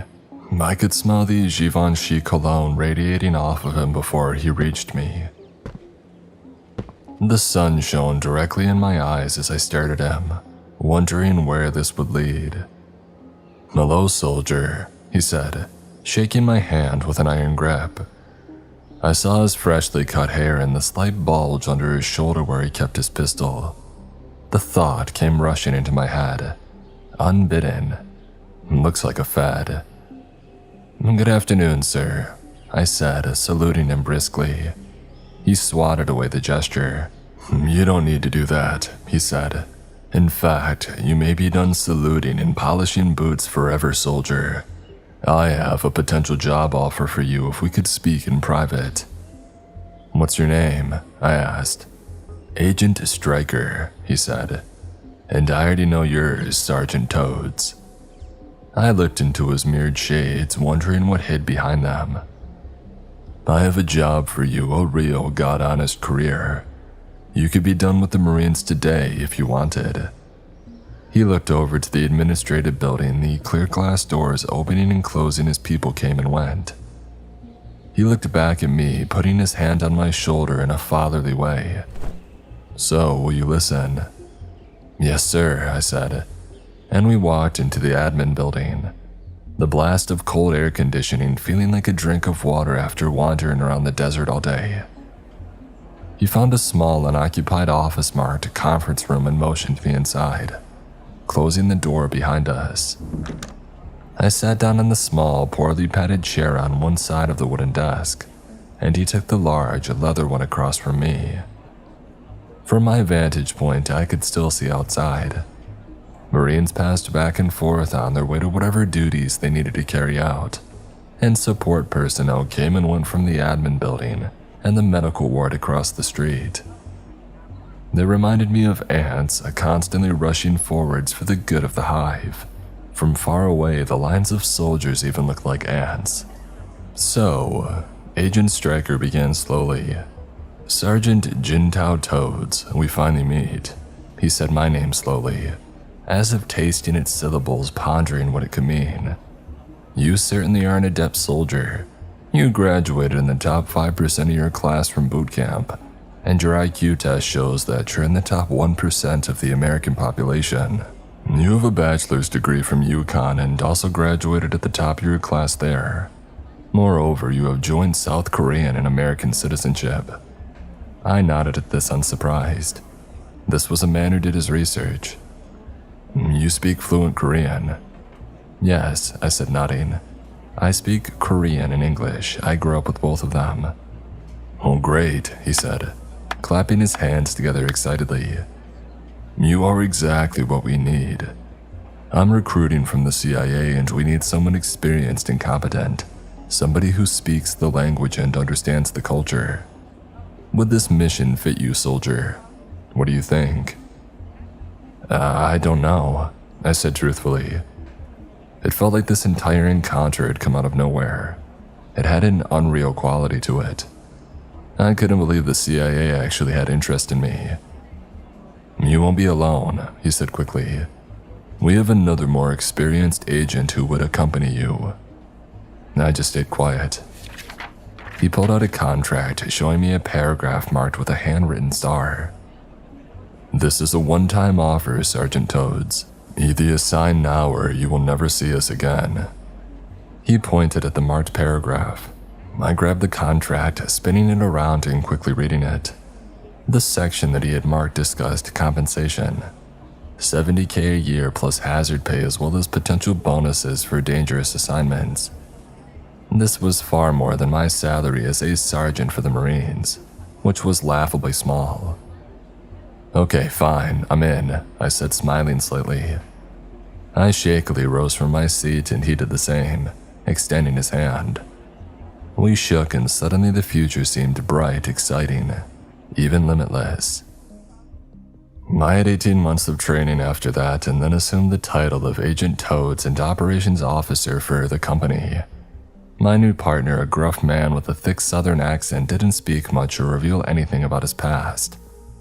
For my first assignment, I was told to go to a small office on the topmost floor of the building. I walked in, seeing a man standing there next to a desk, a file in hand. I looked him up and down, seeing a muscular gym rat with blue eyes, a tan complexion, and very dark hair. He didn't smile, his stony face just observing, seemingly seeing everything. In his black suit, standing 6'3", he made an imposing figure. I'm Agent Toad, sir, I said, stepping forward to shake his hand. He quickly looked away, pretending to not notice it, and I put it down. Yeah, I know who you are, he said, and cut the sir crap. My name is Agent Hudson, or Mark. Since we'll probably be killing people together, I assume we should start on a first-name basis, right? Jin Tao. A slight smile crossed his lips, a smile that didn't reach his cold and blue eyes. He had the eyes of an executioner. A shiver ran down my spine, and I felt suddenly glad that this man was on my side. This here is our first assignment. Oh, it should be easy for a young hotshot like you. He pushed the folder into my chest hard. I grabbed it, and he started walking out of the room. Where do we meet? I asked. He didn't even turn his head. 6 a.m. a car will be sent to your apartment. After that, maybe we'll meet in hell, I don't know. He laughed at his own joke, slamming the door behind him. I pulled the rolling chair back from the desk, putting the folder down. First, I went to the break room and made myself a cup of green tea, using lots of Gyokuro leaves from Japan. Carrying the cup back to the office room, the fragrant steam rising from the cup, I thought of all the possibilities in that folder. It could be a mission to go to the rainforests of Central America, or the jungles of Cambodia, or the vast forests of Siberia. I opened the first page, my heart beating fast in my chest. I read through the preliminary report quickly, feeling a sense of disappointment. We were to go to the Democratic People's Republic of Korea, more commonly called North Korea. The orders said Mark and I would travel to a biological and chemical weapons facility near the Chinese border, find out as much information as we could, and travel back to the rendezvous point. It was fairly short on details from there, and I figured that I would find out more when the time came. I went back home, eating a big meal and getting some sleep, setting my alarm early so that I could shower and shave before the CIA car whisked me away, bringing me to new and exciting places. I dreamed that night of endless tundras and open oceans, and forests filled with wonder. The car showed up at exactly 6 a.m. I saw Agent Hudson sitting in the passenger seat. An older man, probably in his 60s, sat behind the wheel. I had never seen him before, so I got in the back seat. The smell of cologne and air freshener filled the car, a pleasant combination like vanilla and flowers. I looked at the older man in the rearview mirror. He smiled at me, his dark eyes meeting mine. He stared at me for a long moment. "Agent Stryker recruited you, huh?" he asked, more of a statement than a question. I nodded. "He's a good man, that Stryker. He recruited me too all those years ago. My name's Al, by the way. I'm semi-retired, but I still drive for the company," he said, using the informal name for the CIA. A lot of people who worked for it simply called it the company or the agency, assuming everybody would know exactly what agency they meant. "It's nice to meet you, Al," I said, feeling tired. I had taken a caffeine pill and some ginseng supplements just before I left, but the combination hadn't kicked in yet. I looked up at Mark, who stared out the passenger side window, not speaking. "Is this your first time in the DPRK?" Al asked. I nodded. "Boy, some crazy stuff goes down in that country. My dad was in the Korean War. Have you ever heard of Gwishin?" I had heard the term, but I didn't really know anything about it. "No, I grew up in the USA, but I speak Korean. My family taught it to me, but I don't really know the urban legends," I said. His eyes narrowed as he drove down the highway towards the military airport. "This is no urban legend," he said cryptically. "The Gwishin is real. My dad actually saw one when he was on guard duty. Said that he was alone in the watchtower. Their company had taken heavy losses. He usually had 2 people on guard duty, but until reinforcements arrived, he had to do it alone. He mostly just chain-smoked cigarettes and drank coffee," he said. "Nothing ever really happened. And then one night something finally did, and it wasn't North Korea behind it." He said that he saw women walking out of the trees, each of them in a white funeral gown. They had stringy black hair covering their faces, and he couldn't see their eyes. He didn't even know how they saw to move forward. Their hair went all the way down past their chests, and they seemed, well, strange and human even. He called out in broken Korean, telling them that this was a military outpost and that they needed to turn around immediately. They just kept on walking, going faster and faster now, their movements jerky and unnatural. He knew something was wrong, and he called for backup, turned off the safety on his gun, and started to aim. He called out again, telling them that he would be forced to fire if they didn't stop immediately. They started running towards the guard tower then, a dozen of them, and as they ran, the wind blew the hair back from their faces. He saw that they had skulls beneath, grinning, bloody skulls with pieces of rotted flesh still hanging off. They were barefoot, and he saw the bones in their feet from where the skin and muscle had worn away. It was eerie how they jerked and limped at such superhuman speeds, he said. So he opened fire, but they had reached the ladder of the guard tower. He shot a few, but they just kept on coming, twisting their bodies unnaturally, dark blood staining their white gowns a black color. You could see straight through some of them where the bullets had torn through their arms or legs, but they seemed to feel no pain. He started to pray, and he saw rotted pale hands reaching up from the ladder to the guard tower. So without thinking, he jumped.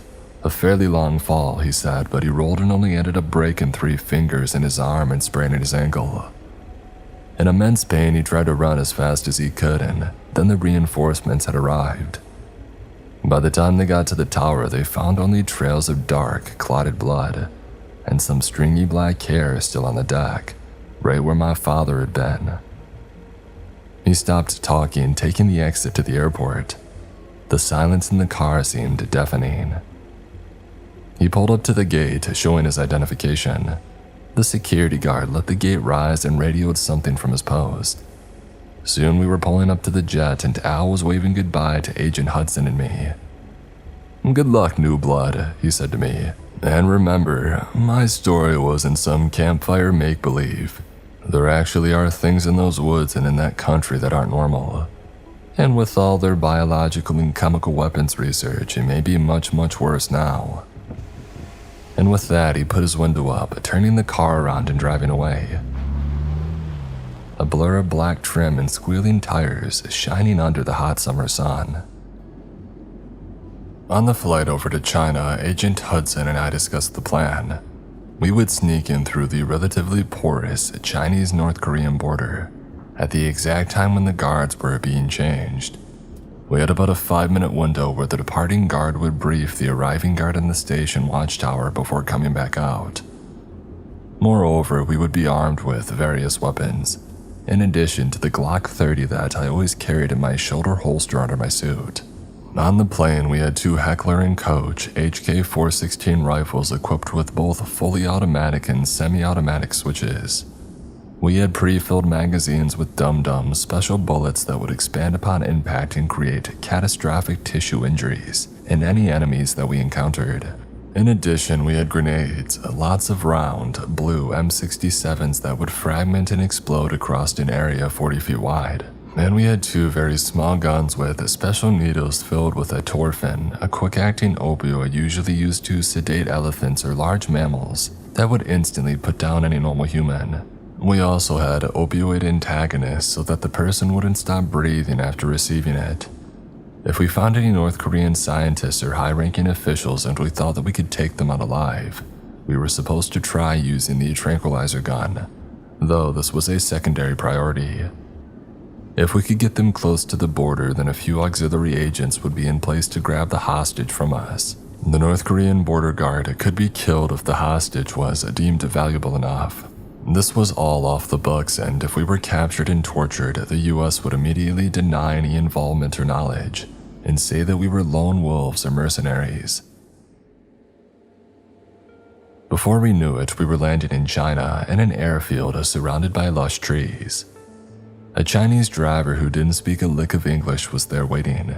He took off quickly.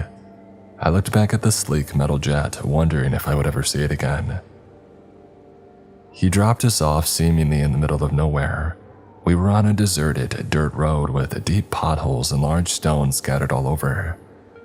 Next to us, a thick, dark green forest loomed, rising up into the mountains that stood like watching giants overhead. I knew somewhere in that mountain range the border between China and North Korea stood, and then our mission and the killing would begin. Though this happened 2 months ago, I still remember the eerie sensation that crawled over me then, as if my intuition knew of the horrors that I would encounter that day. We had changed into camouflage suits before leaving the plane. The patches on the cloth, shades of black, green, and dark green, were designed to match the flora in this region. Without hesitation, Agent Hudson began to tramp off into the woods, leaving the dirt trail behind. We didn't talk on the walk. He checked an electronic compass in his pocket, seemingly adept at reading the bizarre, constantly changing numbers on the screen. He would occasionally stop behind a tree, pull out the electronic compass, and then slightly change paths again. Soon I saw a small clearing with a watchtower up ahead. Looking to my left and right from our vantage point high in the mountains, I saw more watchtowers peeking up from the North Korean terrain. They went on as far as the eye could see, spaced out in the thick forest, their tops rising above the trees like snakeheads rising out of a pit. "This here's the crossing point," he whispered, "and be ready for anything." I nodded grimly and we walked forward. I took out my binoculars and I saw the shape of a man on top of the tower. I was about to motion to Agent Hudson, but he had already seen it. He peered through his binoculars, frowning. "Should we cross if there's still somebody up there?" I asked. I thought this was supposed to be the changing of the guard. He looked at me strangely. "Look again," he whispered. I took out my binoculars and really inspected the figure, though in the dying light of the day it was hard to make out details, but after 5 or 6 seconds I had seen and realized enough. The man wearing a North Korean military uniform had been crucified against the watchtower, his eyes cut out and his skin peeled off. Someone must have skinned him alive and then put the uniform back on his body. We walked forward slowly, our rifles raised. Soon we reached the watchtower and found no one around it. We walked slowly up the stairs, making as little noise as possible, expecting an ambush. I came to the top of the tower and found the man's corpse, with thick nails driven through his wrists and ankles.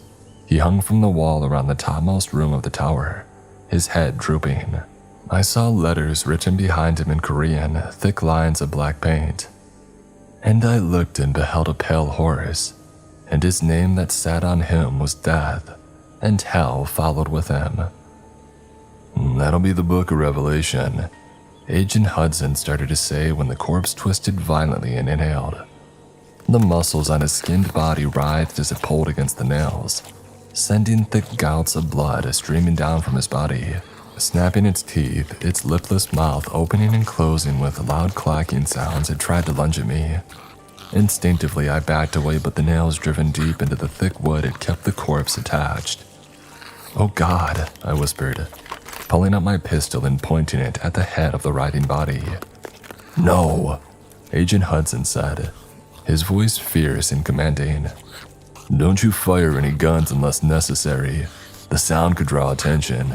It could draw the whole dang North Korean military. Just leave it there. We have a mission after all." My head seemed to clear and I put the pistol away.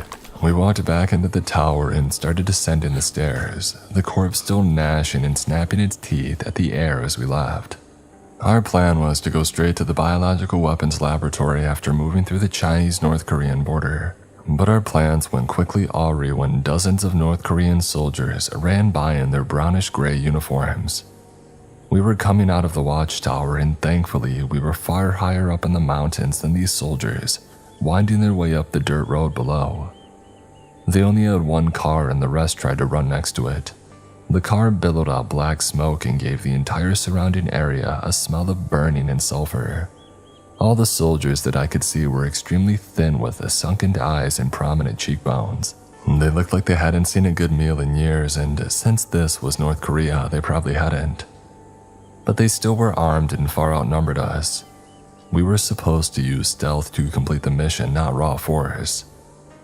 A North Korean informant had given us the code to enter the biological weapons facility, and we would be entering at the slowest time of the day, when the fewest staff members were present. We would still have to kill any guards that we encountered, however.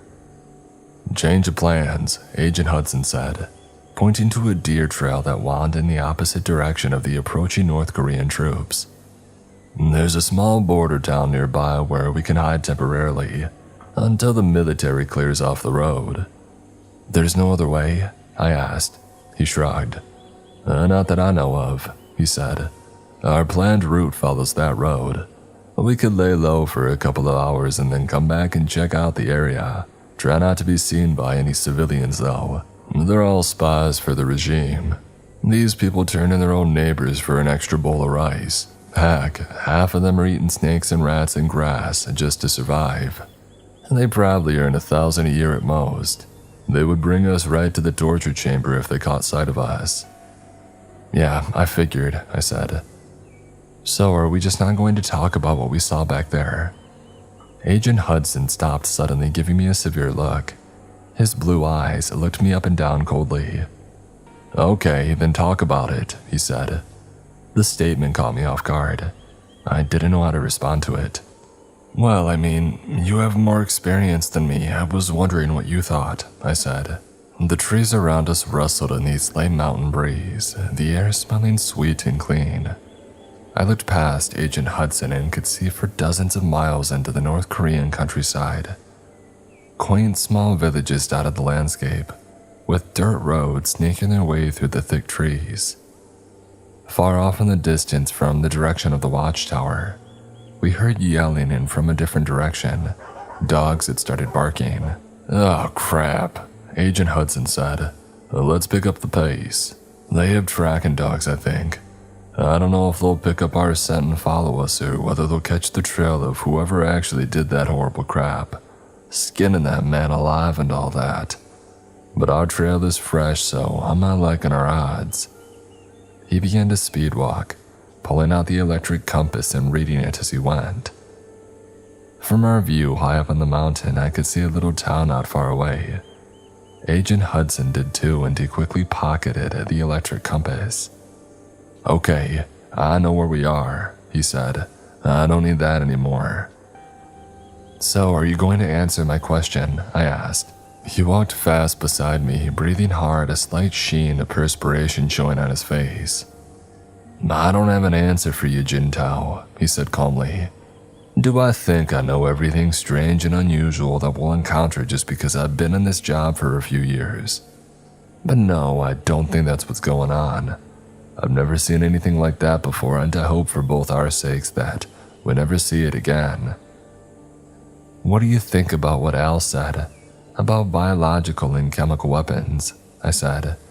Do you think maybe they tested out some new agent and it got out?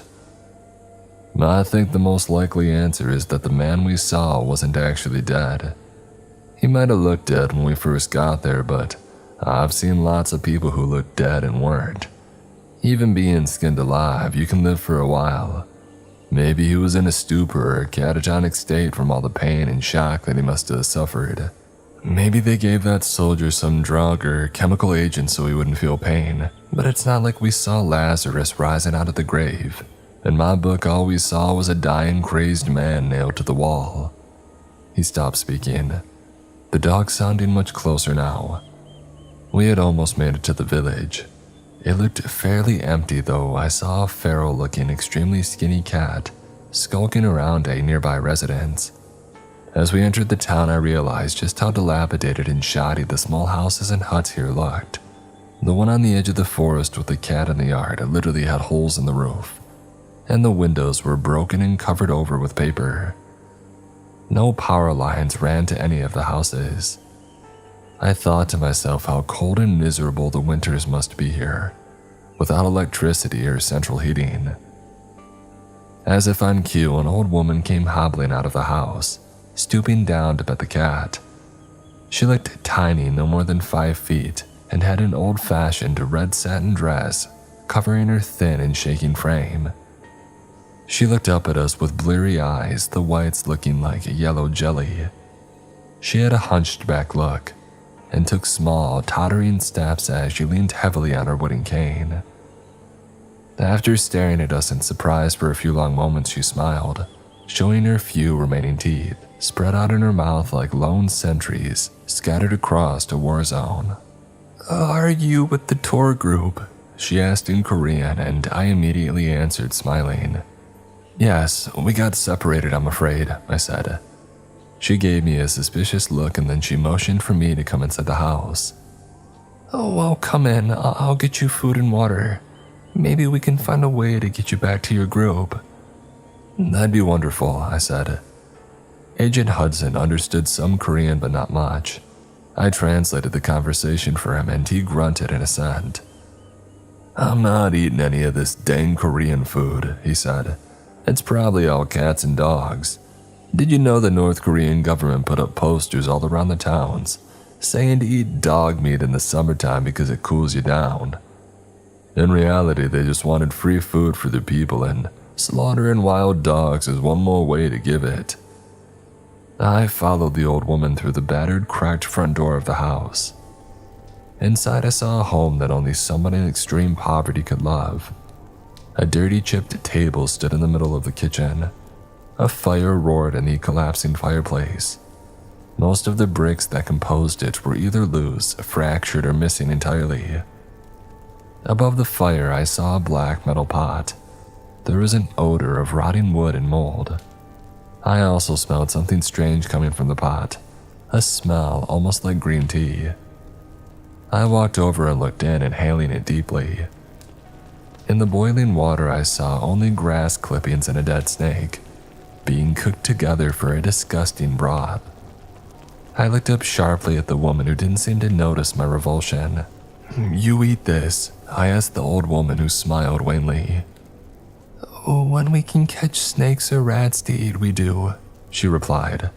Otherwise, it's just grass and rotten cabbage from the government, along with powdered milk sometimes or rice. But you can't count on the rations coming in. They've been cut and then cut again until we feel constantly hungry. What's your name? I asked. He-Jin, she said, bowing curtly. I wondered whether this woman was a friend or a liability. I certainly didn't want to kill her, and I also didn't want to risk her running out to inform the authorities of our presence immediately after we left. I could see these same thoughts passing through Agent Hudson's mind, his face turning stony as he looked down at her. "I'm Jin Tao and this is Mark," I said, purposefully not giving her our full names. "Have you seen anything strange around here lately? We found a corpse in the woods that appeared to be not fully dead." Her eyes widened at this and she uttered a short gasp. "We had that during the arduous march, the famine that killed millions," she said. "Some of the people who starved came back and they were rabid, biting, and totally insane. Nothing was left of their humanity. They were just agents of hunger who went around eating the living." "And what about the line, 'And I looked and beheld a pale horse'? Have you ever heard that before?" I asked. She broke eye contact, looking down and to the left, hesitating for a long moment. "No, I'm sorry," she said. In North Korea, Bibles could get you a death sentence or life in a concentration camp, so I doubted if she would have known the reference anyway. But something in her demeanor suggested that she knew more than she had said. I wondered if this was just a paranoia from the stressful situation, or whether I was actually seeing it. As I relayed the conversation to Agent Hudson in full, I heard dogs barking outside and men calling orders. The heavy thud of many booted feet echoed from the dirt road through the village, and it seemed to be growing nearer by the second. Before I knew what was happening, I saw Agent Hudson take out his tranquilizer gun and shoot a dart into her stomach. She looked down confused and then frowned. With seconds, she began to waver on her feet. "Oh," she said, falling. Agent Hudson scooped her up in his arms as the knocks came from the front door, loud and insistent. Soldiers yelled in North Korean, stating that enemy agents had infiltrated the area and that a search was underway. Agent Hudson ran to the bedroom, throwing the woman down on the threadbare mattress. I heard crashing from the front and back of the house, and heavy boots began to thud on the wooden floors.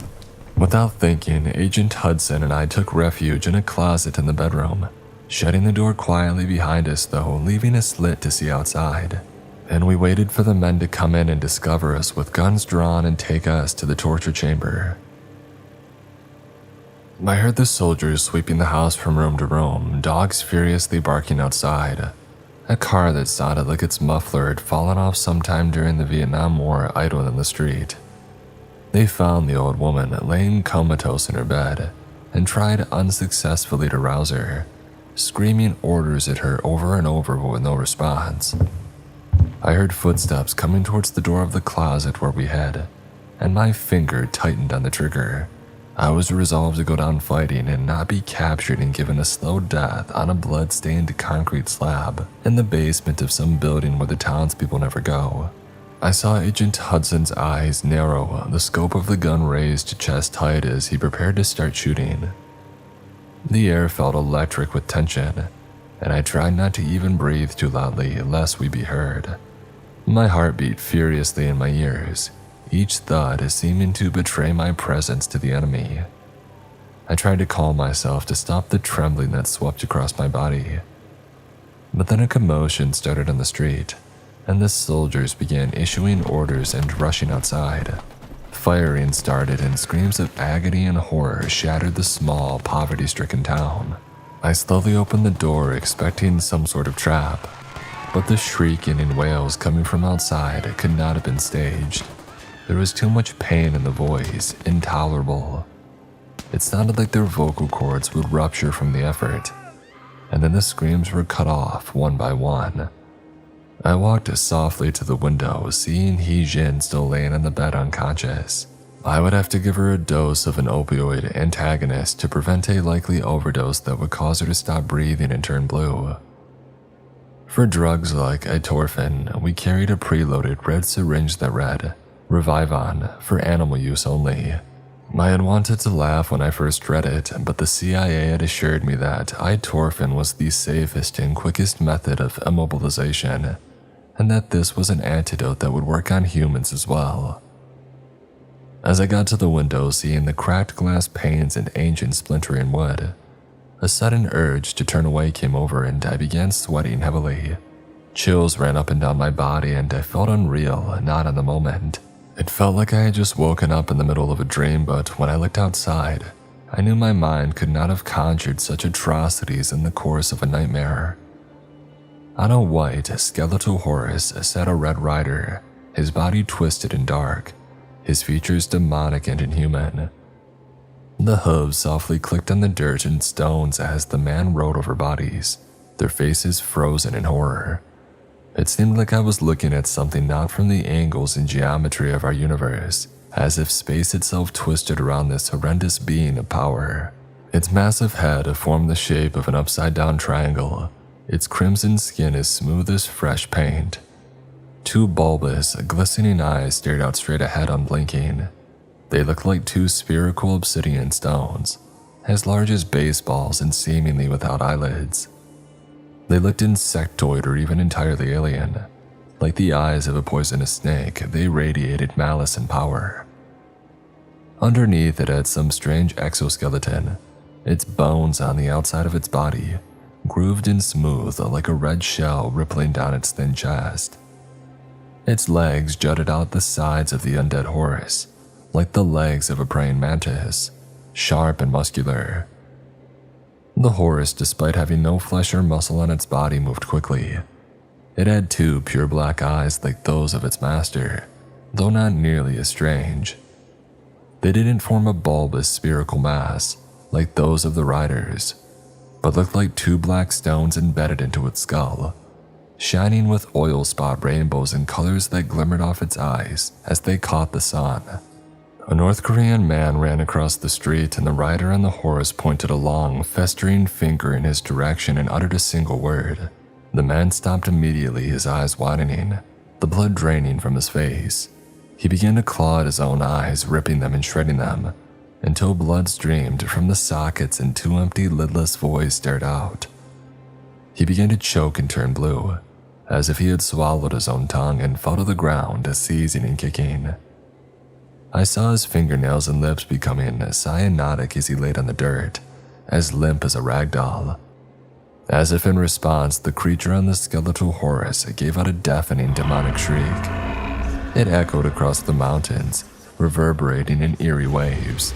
The voice sounded like thousands of voices spliced together, some simultaneously fading out, while others rose in a harmonizing cacophony.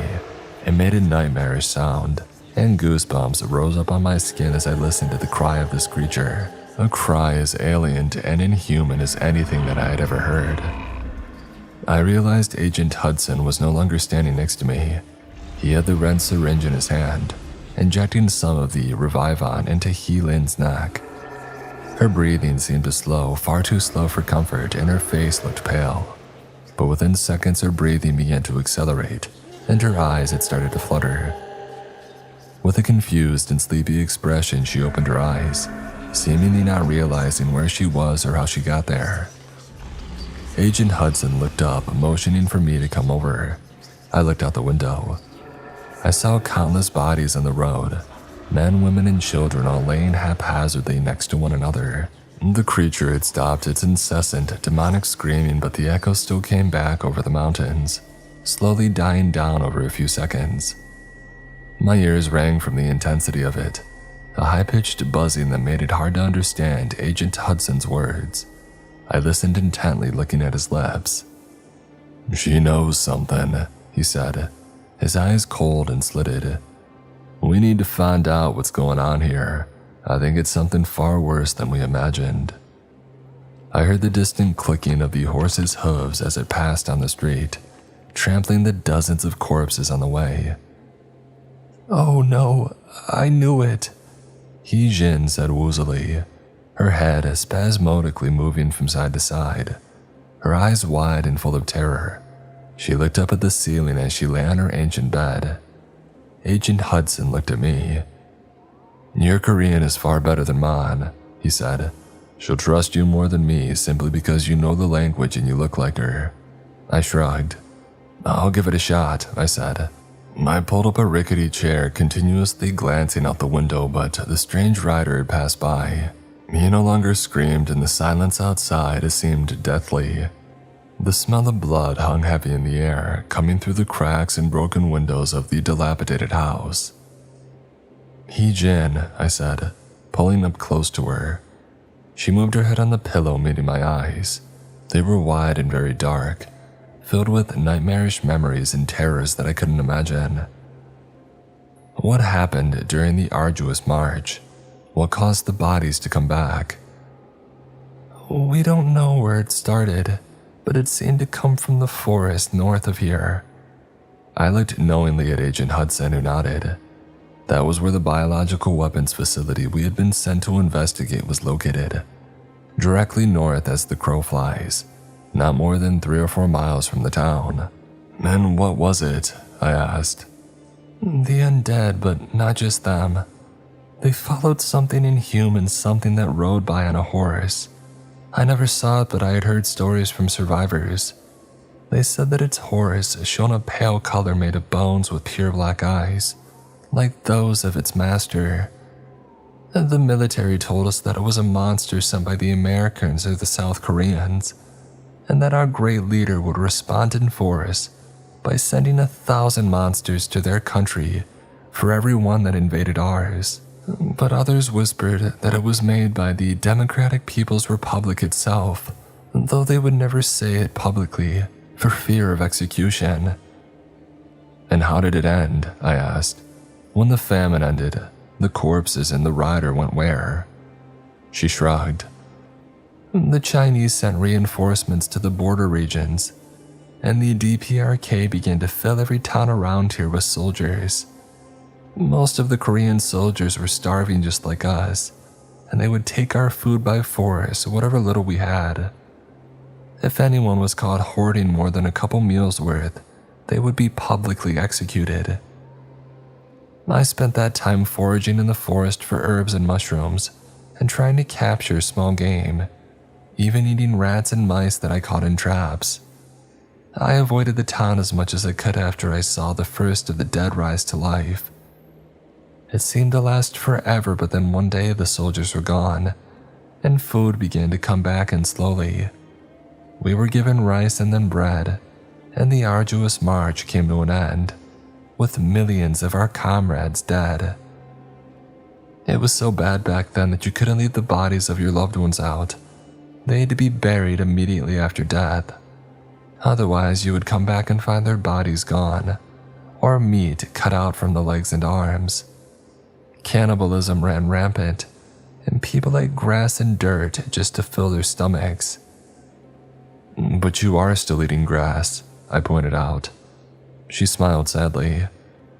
"Only once a day now," she said, as if that made it acceptable. And in these conditions, maybe it was. I had immense respect for this old woman who had survived such hardships and starvation, and seen such horrors unleashed. "How come none of this ever got out?" I asked. "No one in the rest of the world knows anything about the dead rising during the famine. We know that millions of people starved, but even finding out how many was impossible." "What happens here, it stays here with our people. It is our burden alone. Living here is like living in a reinforced fortress, with no one allowed to leave or communicate with anyone outside. Anyone who tries to leave is shot on sight. The police make sure you know the consequences of trying to leave, or of communicating with the outside world. They say no one should want to leave, because we're the greatest society in the world, the most equal and the most feared. No one would attack us, and that's why I think maybe it came from our own people." I was about to respond when I heard the cracking of twigs and brush moving right outside of the house. Moving quietly to the window, I looked outside. The rider was gone, but now a horde of walking corpses streamed into the town. They had blood coming from their mouths, their nose, their eyes, streaming yellowish, viscous fluid out of gaping wounds that ran down their bodies. Deep gash marks, bullet wounds, or marks of torture shone out on their bodies, revealing bones and ligaments underneath. A horrific sight that sent waves of fear through my body. The smell that came with the wave felt like a solid wall of fetid rot, an odor so thick that I could taste it, and I nearly retched. Like rotten cheese, decomposing tomatoes, and rancid meat, that smell emanated out from the hundreds of corpses that gnashed their mouths, chewing the air constantly. Their bloody eyes stared like doll's eyes, blank and lifeless in their sunken faces. Most looked starved and many were totally naked, though on some, rotting fragments of cloth still clung to their pale, lifeless skin, threadbare and clotted with blood. Yellow pus and mucus shone and glistened on their bodies as they moved forward, hungry and fearless, an army that seemed to emanate from one large hive mind, coordinating their movements like birds in a flock. Jin didn't see them, and in her partial opioid stupor, she may not have heard the subtle movements. They didn't scream or shriek unlike the rider, and they moved as silently as predators. Whatever few people still had life on the street began screaming again as their bodies were eaten alive, the corpses lunging forward at the human flesh on the street, falling upon it with powerful jaws. The screams were weak and panicked, the last calls of dying men and women as they came back to a nightmare, even worse than before. Those who died during the famine came back, mobs of walking undead children who ate even their own parents and grandparents, though many were orphans by that point. The parents died too from starvation, and their bodies were often eaten by the townspeople. Many turned to cannibalism, and human meat was sold on the black market during the darkest of times. Women used to sell themselves just to get a bowl of rice or a piece of bread. People would eat their own children and mothers, and strangers or even friends were killed for whatever little food they had. The walking corpses turned their heads towards the house, like bloodhounds who just got a whiff of their prey. As she kept talking, they began to rise from these still bodies that they fed upon, converging upon the front door, a stream of rotting flesh and gaping mouths who now knew where we were. "Agent Hudson," I said in a trembling voice, "time to go." He had seen it too, and we started sprinting towards the back door. Jin didn't rise and didn't seem to realize the danger. We had to save ourselves and also had a mission to accomplish, one that seemed far too important than ever now. I had a sick feeling in my stomach as I left her behind, condemning her to a horrible and slow death. Agent Hudson smashed through the rickety boards of the back door without even opening it, splintering the wood in an explosion of adrenaline. I followed through the hole. Jin began to scream in agony, and I quickly turned, seeing the frontmost corpses lunging forward and eating her from the legs and stomach. Her eyes rolled in pain and horror, shrieking like a banshee as blood gushed from the bites. The undead in the back of the streaming crowd stopped, looking at me while I stood in the door, an M67 fragmentation in my right hand, round and blue as a robin's egg. I pulled the pin, throwing it in an overhand arc that flew past in a blur and bounced off the floor of the kitchen, rolling into the bedroom across from me. As I turned and ran, I saw Jin's eyes, haunted, staring up at the ceiling as blood streamed from her stomach and legs. She moaned and whimpered constantly, no longer having the energy to scream. The creatures ripped the flesh off with their teeth, swallowing huge chunks of her body without chewing. It was a sickening sight, and even a few months later, recalling it makes me feel sick to my stomach. Agent Hudson had reached the edge of the woods, and I was now 30 feet behind him as I sprinted as fast as I could to give myself distance from the explosion that I knew was coming. I counted down in my head, 5, 4, 3, 2, but that was as far as I got. A flash of light exploded out of the house, sending splintered boards and pieces of drywall flying in all directions. I looked back and saw a red ball of fire catching the dry wood of the house in an instant. My ears rang from the ground-shaking roar of the grenade.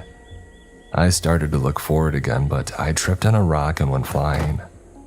I landed on the grass, hitting my head hard against the dirt. It only stunned me for a few moments, but as I laid there, still too close to the house for any peace of mind, I heard a new sound coming from the house. The corpses had started to make noises, but they didn't scream. It sounded like a bloodthirsty crowd moaning in agreement as some fanatical leader whipped them into a frenzy, or the cheering of Roman spectators in a coliseum seeing men slice each other apart. It sounded like hundreds of people enraptured chanting their death rattle, and then as the fire spread and the house quickly started to collapse on itself, it faded into silence. As we passed through the woods, following a winding deer trail up and down the mountains, my thoughts kept turning back to He-Jin and what she had said. "What do you think about all this?" I asked him, and he looked over at me with an icy glance. "Our mission doesn't require us to think about any of this," he said. "We're just gathering information and reporting back. Thank God we came when we did. Hopefully it's still early enough in the process to undo some of the damage." "What process?" I asked. He hesitated for a long moment and then started talking, looking straight ahead and not making eye contact. "The North Koreans aren't the only ones to make this breakthrough," he said. "Scientists in the US and Russia have also experimented with genetically engineered viruses or synthetic prions that can interact with dying tissue. At the expense of higher cognitive functioning, some of these viruses can keep the body alive, or even bring it back from the dead. In our experiments, the test subjects always end up like the people here. Only the lower parts of the brain still function, those related to hunger and instinctual needs. They seem to feel no pain, and they have no memories or concept of self, as far as we can tell. But that's not the strangest part. When our scientists injected a group of recently deceased corpses, the group seemed to be able to communicate somehow, as if without words. "Like birds in a flock?" I asked, remembering my thoughts when I saw the silent river of bodies flowing into the town. He nodded grimly. Somewhat, but this is more complex. We understand flock movement, it's simple science. Each bird keeps a certain gap between itself and every other bird, and so any movement on the fringes causes the entire group to move, as if of one mind, but in reality, they're all just responded instinctually to the desire to put a predetermined space between themselves and the other birds nearby. All these individuals moving in this way causes a seemingly disparate group of animals to form one collective action, though this is in no way telepathic or unexplainable. But these undead," he shook his head slowly, walking forward with determined steps, his heavy boots crushing the earth underneath. "It's something more, it isn't just instinct. It's like they can communicate without any external signal. I'll give you an example. We had 2 in barred prison cells in the same hall. Every meal one of our men would come by and give them raw meat, which they would greedily eat as soon as it was thrown. But something went wrong. The 2 reanimated corpses couldn't possibly see each other and they never talk, well, not in words anyway. Sometimes they make noises when they're dying or being attacked, like we heard back there. And it's always the same sounds. Never a scream or a cry of pain, but that strange and drawn out, ah. Goofy, I know. I nodded.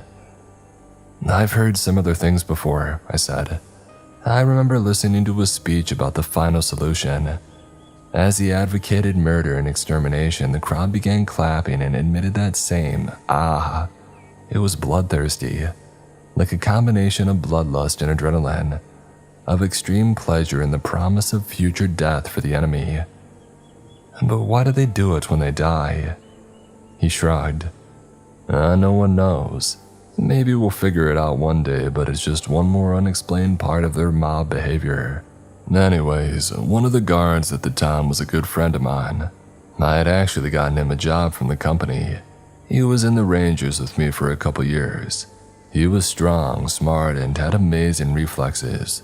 A true veteran of a soldier. And yet in the end, none of that helped him. The other guard was giving the meat to the undead. He broke the protocol by reaching through the bars and dropping it. The corpse was, so he said, across the room, but in a blur, it lunged at him and grabbed his hand. He began screaming as it bit his fingers off, holding his wrist in a death grip. My friend turned to look, standing next to the bars, and the other creature, who had been prone in the corner and appeared totally blank, almost hibernating, suddenly appeared and reached through the bars. My friend had his back to the cage only for a second, while he turned around and looked at the source of the screaming. But it was enough. Zombie grabbed him by the shoulders, forcing him back into the bars with its superhuman strength. This man was a beast and he worked out every day, but he couldn't release himself from the grip of the smaller, emaciated, undead creature. Happened so quickly that no one even realized they were attacking until it was over. Undead man slammed my friend's head into the bars over and over, gripping him by the neck from behind. My friend lost consciousness so quickly, his body going limp, but the creature kept slamming the back of his skull into the metal until it had broke in multiple spots. He ended up going into a coma and dying a few days later without ever waking up. When the SWAT team came in to deal with the attack, they found the undead creature licking the blood and hair and bone fragments off the dirty metal bars, as blank and as quiet as ever. But that blankness is a front. It's all a lie. They're much smarter than you might think. We walked in silence for a while. I admired the beautiful mountain views. It seemed such a contrast to the horrors nearby. Few people who visited the area would ever believe that a biological weapons laboratory dealing in human experimentation was hid nearby. Moreover, we had been warned before we left that the North Koreans may have secret camps in the area to use prisoners as labor and keep the human guinea pigs close to the laboratory, so they could be slaughtered and experimented upon easily and at once. Seeing as the company had access to high-tech spy satellites that could see a dumpster from outer space, I figured this warning was a guarantee that we would see concentration camps as well. Finally, I saw a break in the trees. The sun had started to go down behind the mountains and a cool breeze began to blow through the area. The sweat on my forehead from hiking so far evaporated quickly, and I started to feel relief that we had actually reached our destination. Now we could finish this horrible task and go home. But a chill ran through my body as I peered through the trees at the building. From here I could see the metal door in the front of the complex stood wide open. Across the front wall, written in Korean and the same huge black writing as before, appeared only 3 words: "Come and see." We argued for a few minutes. I did not want to go in. "It's clearly a trap," I said. "Why is the door wide open? They know we're here and they want us to go in so that they can ambush us and capture us. It couldn't be more obvious." But Agent Hudson wasn't so sure. He thought that the words had nothing to do with us, and that the door may have been left open by fleeing people. "Our mission," he said, "is to go in and find out what's going on. We have no choice. If it's a trap, don't get taken alive. But with the amount of chaos in this area right now, we will never have a better chance than we do at this moment. We need to take it." I sighed. "Stay close behind me and cover our backs. Now let's go." By the time that we broke out of the woods, moving silently with guns raised, darkness had descended. The biological weapons laboratory still had electricity and bright lights shone from all around it. We first had to move through a razor wire fence on the outer perimeter of the complex. It had a guardhouse situated at the only gate. I noticed that this road was paved unlike all the others that I had seen, and it looked fairly new. The North Koreans apparently had plenty of money to spend on the military, but none to spend on their own people or residential infrastructure.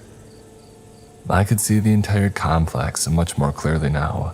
I passed by the guardhouse, close behind Agent Hudson, glancing inside as I went. I saw a dead man in there, his face eaten off. His skull gleamed white behind the red, like a macabre Christmas decoration. The complex itself looked massive. I couldn't see the end of it. Constructed of gray, smooth concrete with a flat roof and no windows, it came across as one of the most depressing and utilitarian architectures that I had ever beheld. It rose 4 stories in the air, but we knew from informants that it also descended another 5. What we wanted was down below, as the upper stories were mainly used for bureaucracy and paperwork.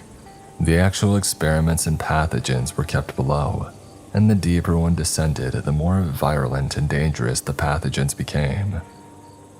Between the fence and the complex, a field extended around the square building, the paved road winding its way through the neatly trimmed grass. Without hesitation, we sprinted through the open area. I kept checking our backs, but despite the feeling of eyes watching me, I saw no sign of anyone. Soon we were inside the complex. The breeze came in with us, but no longer did the smell of pure mountain air and forest surround us. A fetid odor, rotten and thick, permeated the entire complex. I looked down the hallway, seeing portraits of previous leaders as well as various propaganda posters, many of them showing nuclear missiles and ICBMs. "We will incinerate all our enemies in a sea of fire," one poster to my right exclaimed. A North Korean soldier's face painted in front of a soaring nuclear missile, a wall of fire and smoke in the background. Agent Hudson and I stopped to rest for a moment in this strange milieu of totalitarianism and nationalism. North Korea had always reminded me of a modern real world in 1984. "We have to go to the bottom floor," Agent Hudson said, breathing heavily. I nodded, already knowing that. He had a tendency to repeat information in tense situations. I always assumed it somehow relieved his anxiety, that crippling, heart-tightening feeling before a battle of a life-or-death situation. "Lead the way," I said, smiling at him, trying to relieve the tension. We found a stairway and began descending. The smell of rotting bodies grew worse, the air growing thicker as we descended. No longer did the sweet mountain breeze blow around us. I coughed, almost throwing up and bending double. Agent Hudson whipped around, putting his fingers to his lips and his eyes blazing. By the time that we got to the bottom floor, I was breathing through my mouth, my eyes watering. I wish that they had given us some gas masks or respirators. I couldn't imagine how anybody could work here, though I also couldn't imagine eating grass and rats on a daily basis.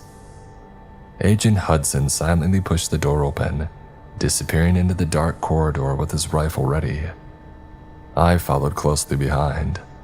I found a long, dimly lit hallway. Down here, there were no propaganda posters, no portraits of the great leader. It felt cold and blank. Concrete walls opened into rooms without doors. We moved into the first room, and I nearly vomited at what I saw. A man tied down to a stretcher and gagged. He had been dissected alive without anesthesia. He moved his head wildly, his gleaming eyes staring back at us in horror. I saw his entire chest and stomach open. I could see the thready, rapid heart beating in the open surgical wound. The ribs had been removed and placed neatly in a pile beside the man. Without hesitation, I stepped forward, raising my tranquilizer gun and shot him in the arm. It would be a fatal dose, a rapid cessation of breathing without any Revivon to counteract the lethal opioid, as the itorphin was nearly 100 times stronger than fentanyl. Turning around rapidly, we left the room, moving along this corridor of nightmares. In the next room, we found a woman's corpse, with massive bubonic sores all over her body. Viscous yellow fluid ran out of the wounds. They concentrated along the locations of her lymph nodes, with pustules the size of oranges swelling out of her neck and armpits. "That looks like the Black Death," Agent Hudson said. "Oh, we should probably get out of here. This isn't helping, and I don't want to be near that crap. Can't believe they don't even contain highly infectious biological agents in plexiglass or something here, like we do back in the States. These people probably make $1,000 a year," I reminded him. "This is one of the poorest countries imaginable. Heck, I'm surprised they can even keep a constant flow of electricity to this building." We kept moving, and to my surprise, the next room was in some den of horror. It was an office. It looked like the office of a doctor or a scientist, with posters of the human body covering the walls. In the corner, I saw a man cowering behind his desk, dressed in a white lab coat. He was skinny, with black framed glasses. I looked over his face, high cheekbones and small chin. It didn't look like the face of a devil. Agent Hudson and I stared in surprise at him for a fraction of a second. He used the opportunity to raise a pistol, and before I knew it, he had fired. "No!" I cried instinctively, raising my gun and shooting him in the chest. I turned to see Agent Hudson on the ground. I ran towards the scientist who now laid on the floor, a puddle of blood spreading underneath his body and soaking into his white coat. I took the gun away from him and then ran back to Agent Hudson. I saw with immense relief that the bullet had hit him in his Kevlar body armor, directly above the navel. It would probably leave a deep and painful bruise, but it wouldn't kill him. He grunted, sweating now. "Dang, that hurts," he said through gritted teeth, breathing fast. I left him on the ground and went back to the scientist. He was still alive. The bullet appeared to have hit him in his left shoulder. It bled heavily, but it didn't appear to have torn any arteries or major blood vessels. I knelt down next to him, putting my gloved right hand on the wound and pressing down. He screamed in pain. "Yeah, it hurts, doesn't it?" I said. "So I want to play a game with you. If you give me the right answers, I'll let you live. And if I think you're lying to me, well..." I took one finger and reached into the wound, pressing hard against these shattered bone fragments, feeling the warm blood running down around my gloved finger. He nearly passed out, his face turning pale, but he came back to consciousness, shrieking and waving his arms. I took my finger out, flicking the blood off with a smile. "Okay, so what's your name?" "Dr. Lee," he said. "Okay, Lee. And what do you do here?" "I'm the head scientist for the research program here." "And are you the one responsible for all the walking corpses nearby?" I asked. He hesitated for a long moment. I sighed, bringing my fist back and punching him in the nose hard. I felt it crack under the blow, his head slamming back into the concrete floor. He began to plead and cry. "Please," he said, blood streaming out of his nose. "Don't hurt me anymore, I'll tell you." Agent Hudson had by this point gotten shakily to his feet and walked over towards us. He leaned heavily on the desk, looking down at Dr. Lee with hatred. "Yes, I was in charge of the resurrection virus. We had obtained a sample from Russia gathered by bribing one of the head scientists in the project, but I have no idea how it escaped from the lab. We had only given it to a few subjects here." "And those subjects are all still here?" I asked. He nodded, his face a bloody mess, his nose crooked and smashed. "What about the rider on the skeletal horse?" He looked at me in confusion, a genuine expression as far as I could tell. "The what?" he asked. "You don't know anything about some monster with bulging black eyes who rides around on a horse made of bones?" I asked. He looked at me like I was insane, and I figured that was answer enough. I looked at Agent Hudson. "What do you want to do with this one?" I asked. "We should in reality take him as hostage. He likely has a lot of vital information." Shaking his head, Agent Hudson pulled his pistol out of its holster. "There's too much danger in our escape route," he said, "and we aren't counting on zombies when we made them. So change of plans, no hostages." He aimed his pistol directly at the center of Dr. Lee's face.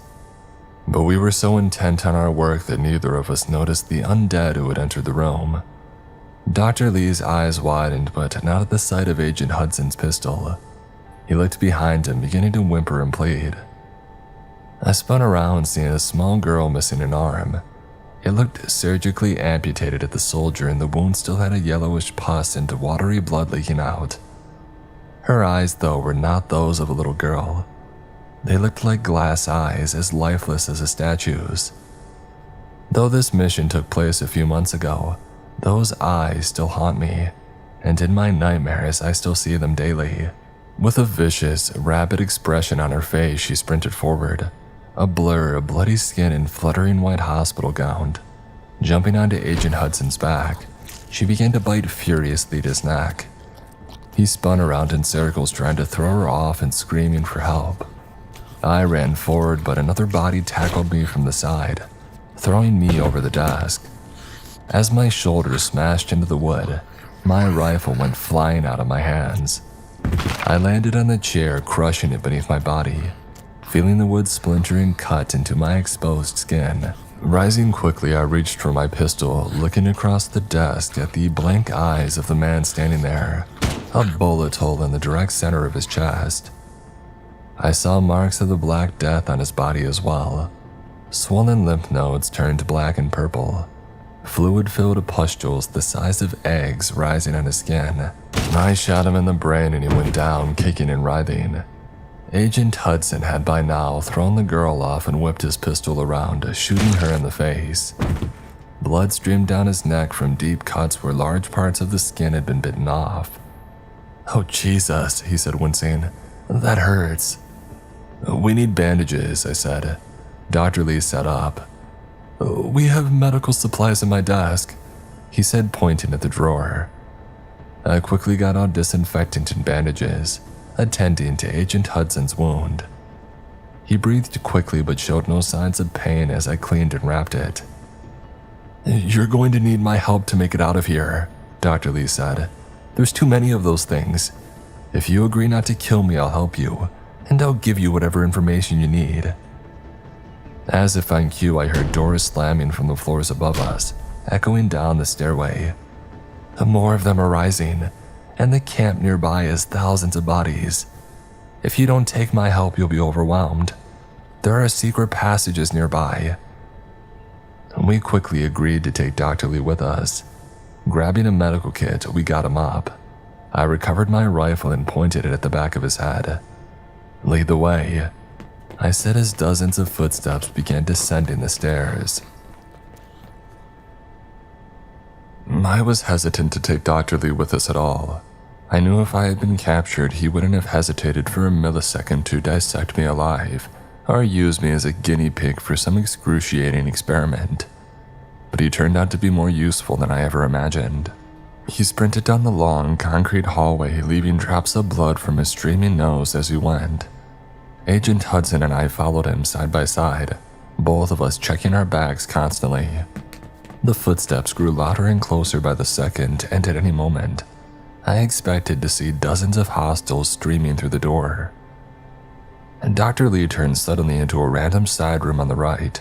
It looked no different from the other biological laboratories, except this one had no research subject strapped to the cold table.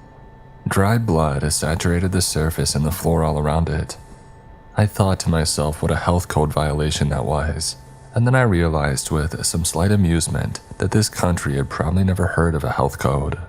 The door slammed loudly open at the end of the hallway, but I heard no men shouting orders, and no dogs barking, and no sound of normal human interaction.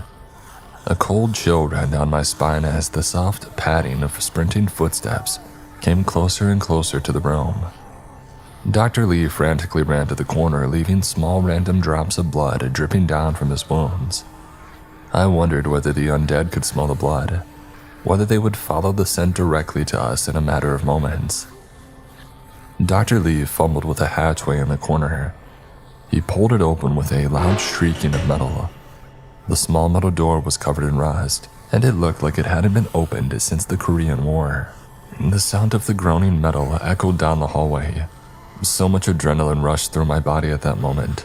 I felt as if I could see every sound wave passing through the air. Time seemed to slow down as the first twisting, limping silhouettes came across the threshold. Without thinking, I pushed Dr. Lee hard into the hatchway, hearing him fall down the tunnel. I had no idea how far down it was, and at this point I didn't care. I saw the open black mouths of the undead approaching me.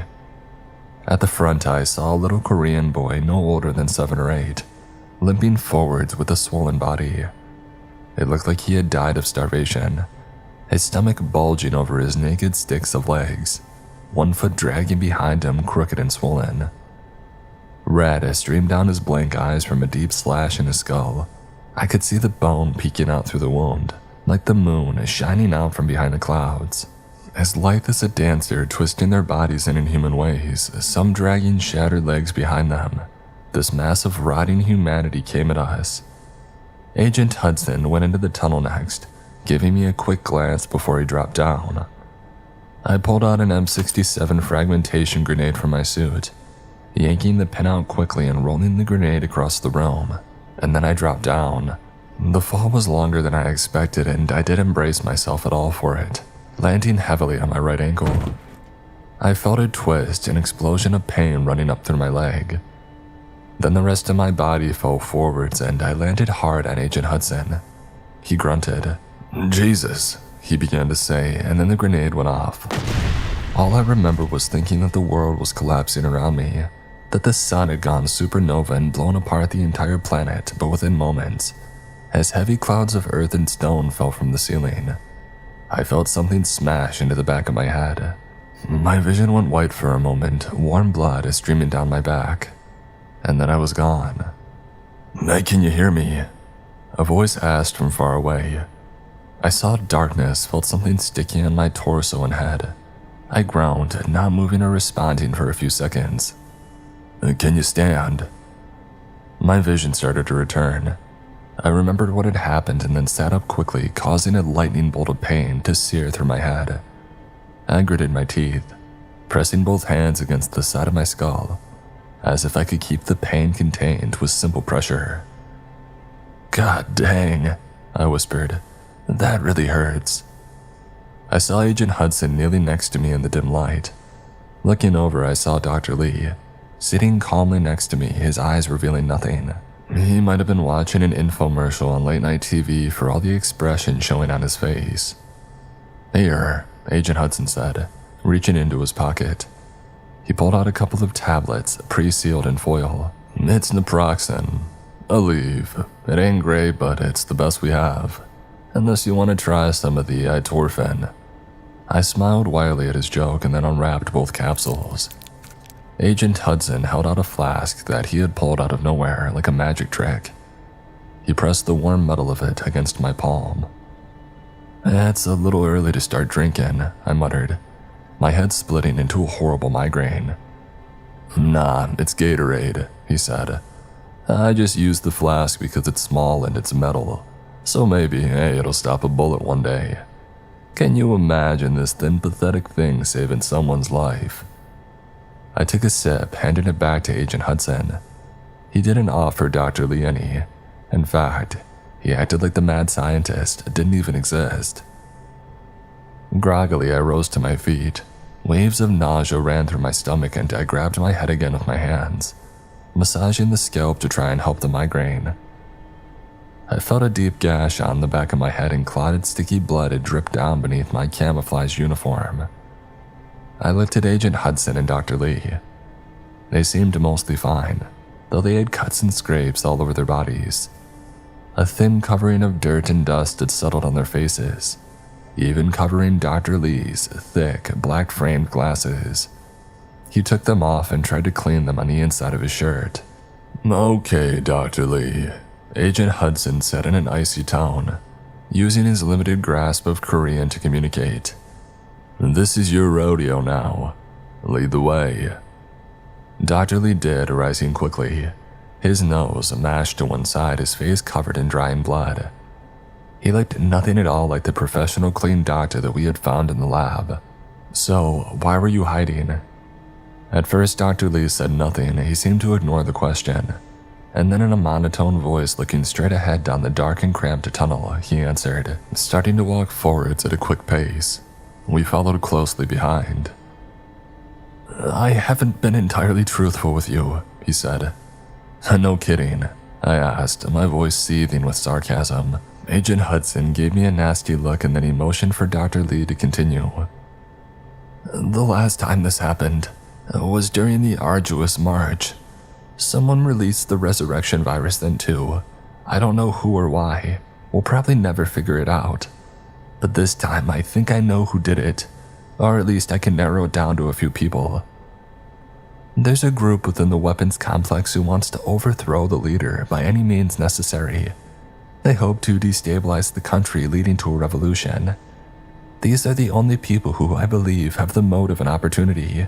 A few work on the same level of the building as me, dealing with level 4 and 5 bioweapons agents. They've tried recruiting me on multiple occasions. I refused out of concern for my own life, but neither did I report them. They have connections allegedly all the way up to the leader's own sister, who was sending out feelers for what would happen if she had her brother killed and took the position upon herself.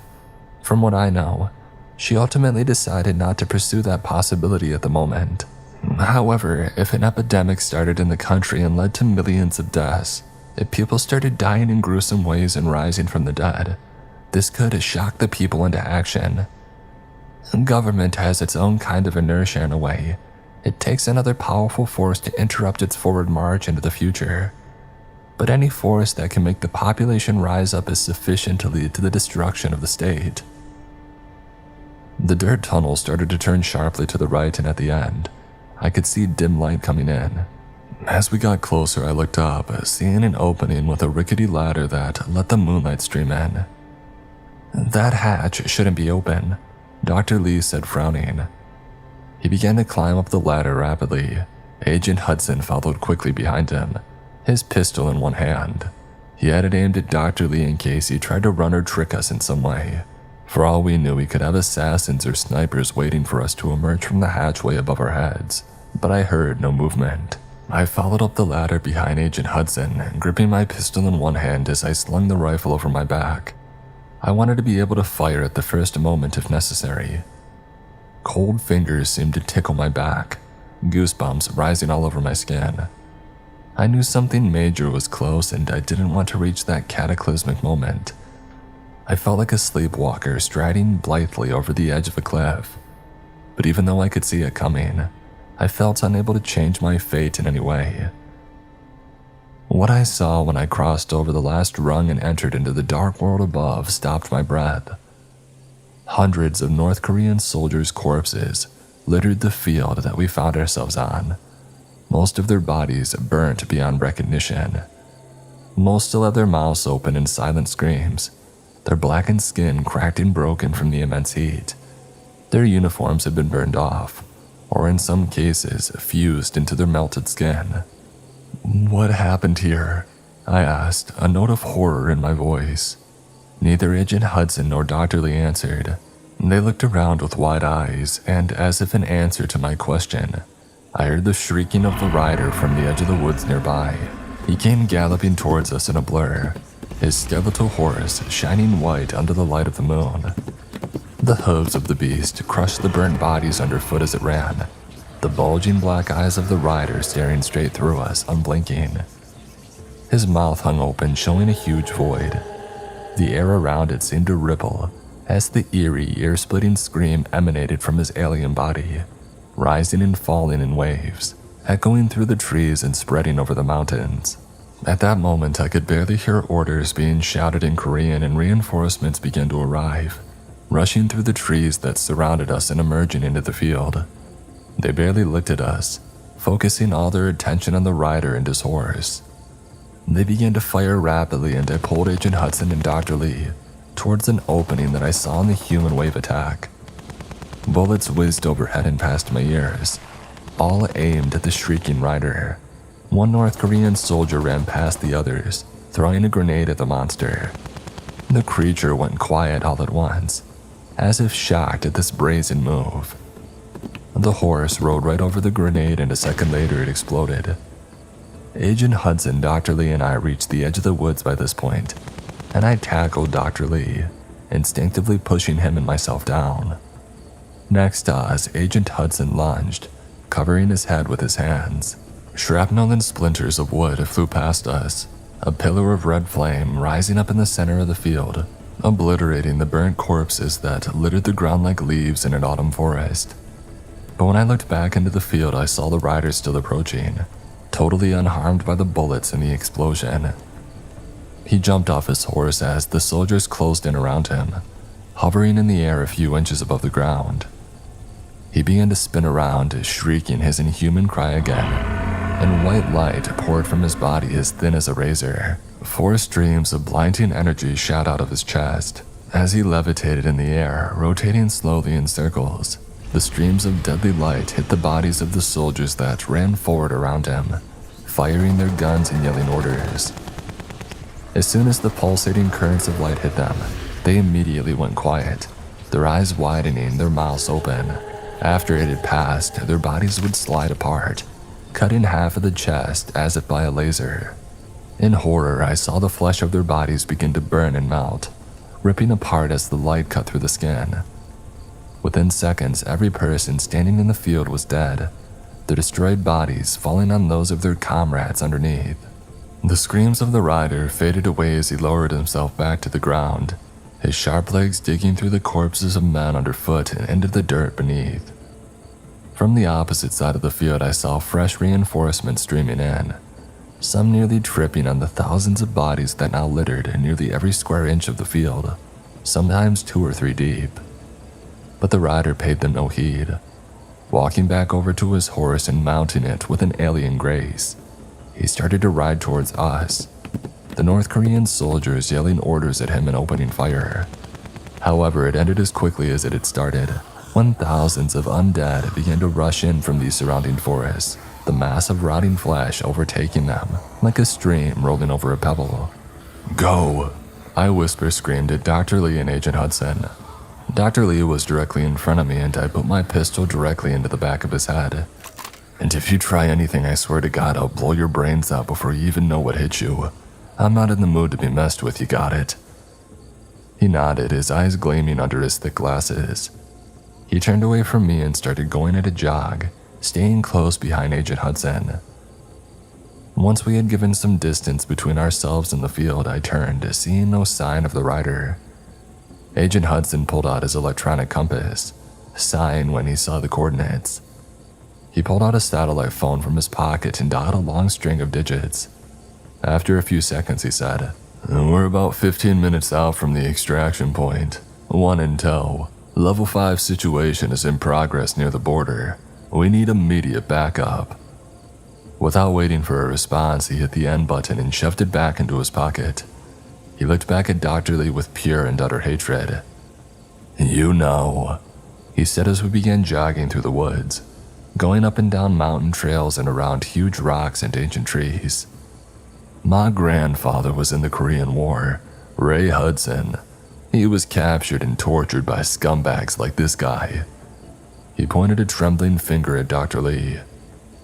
Agent Hudson did not look good.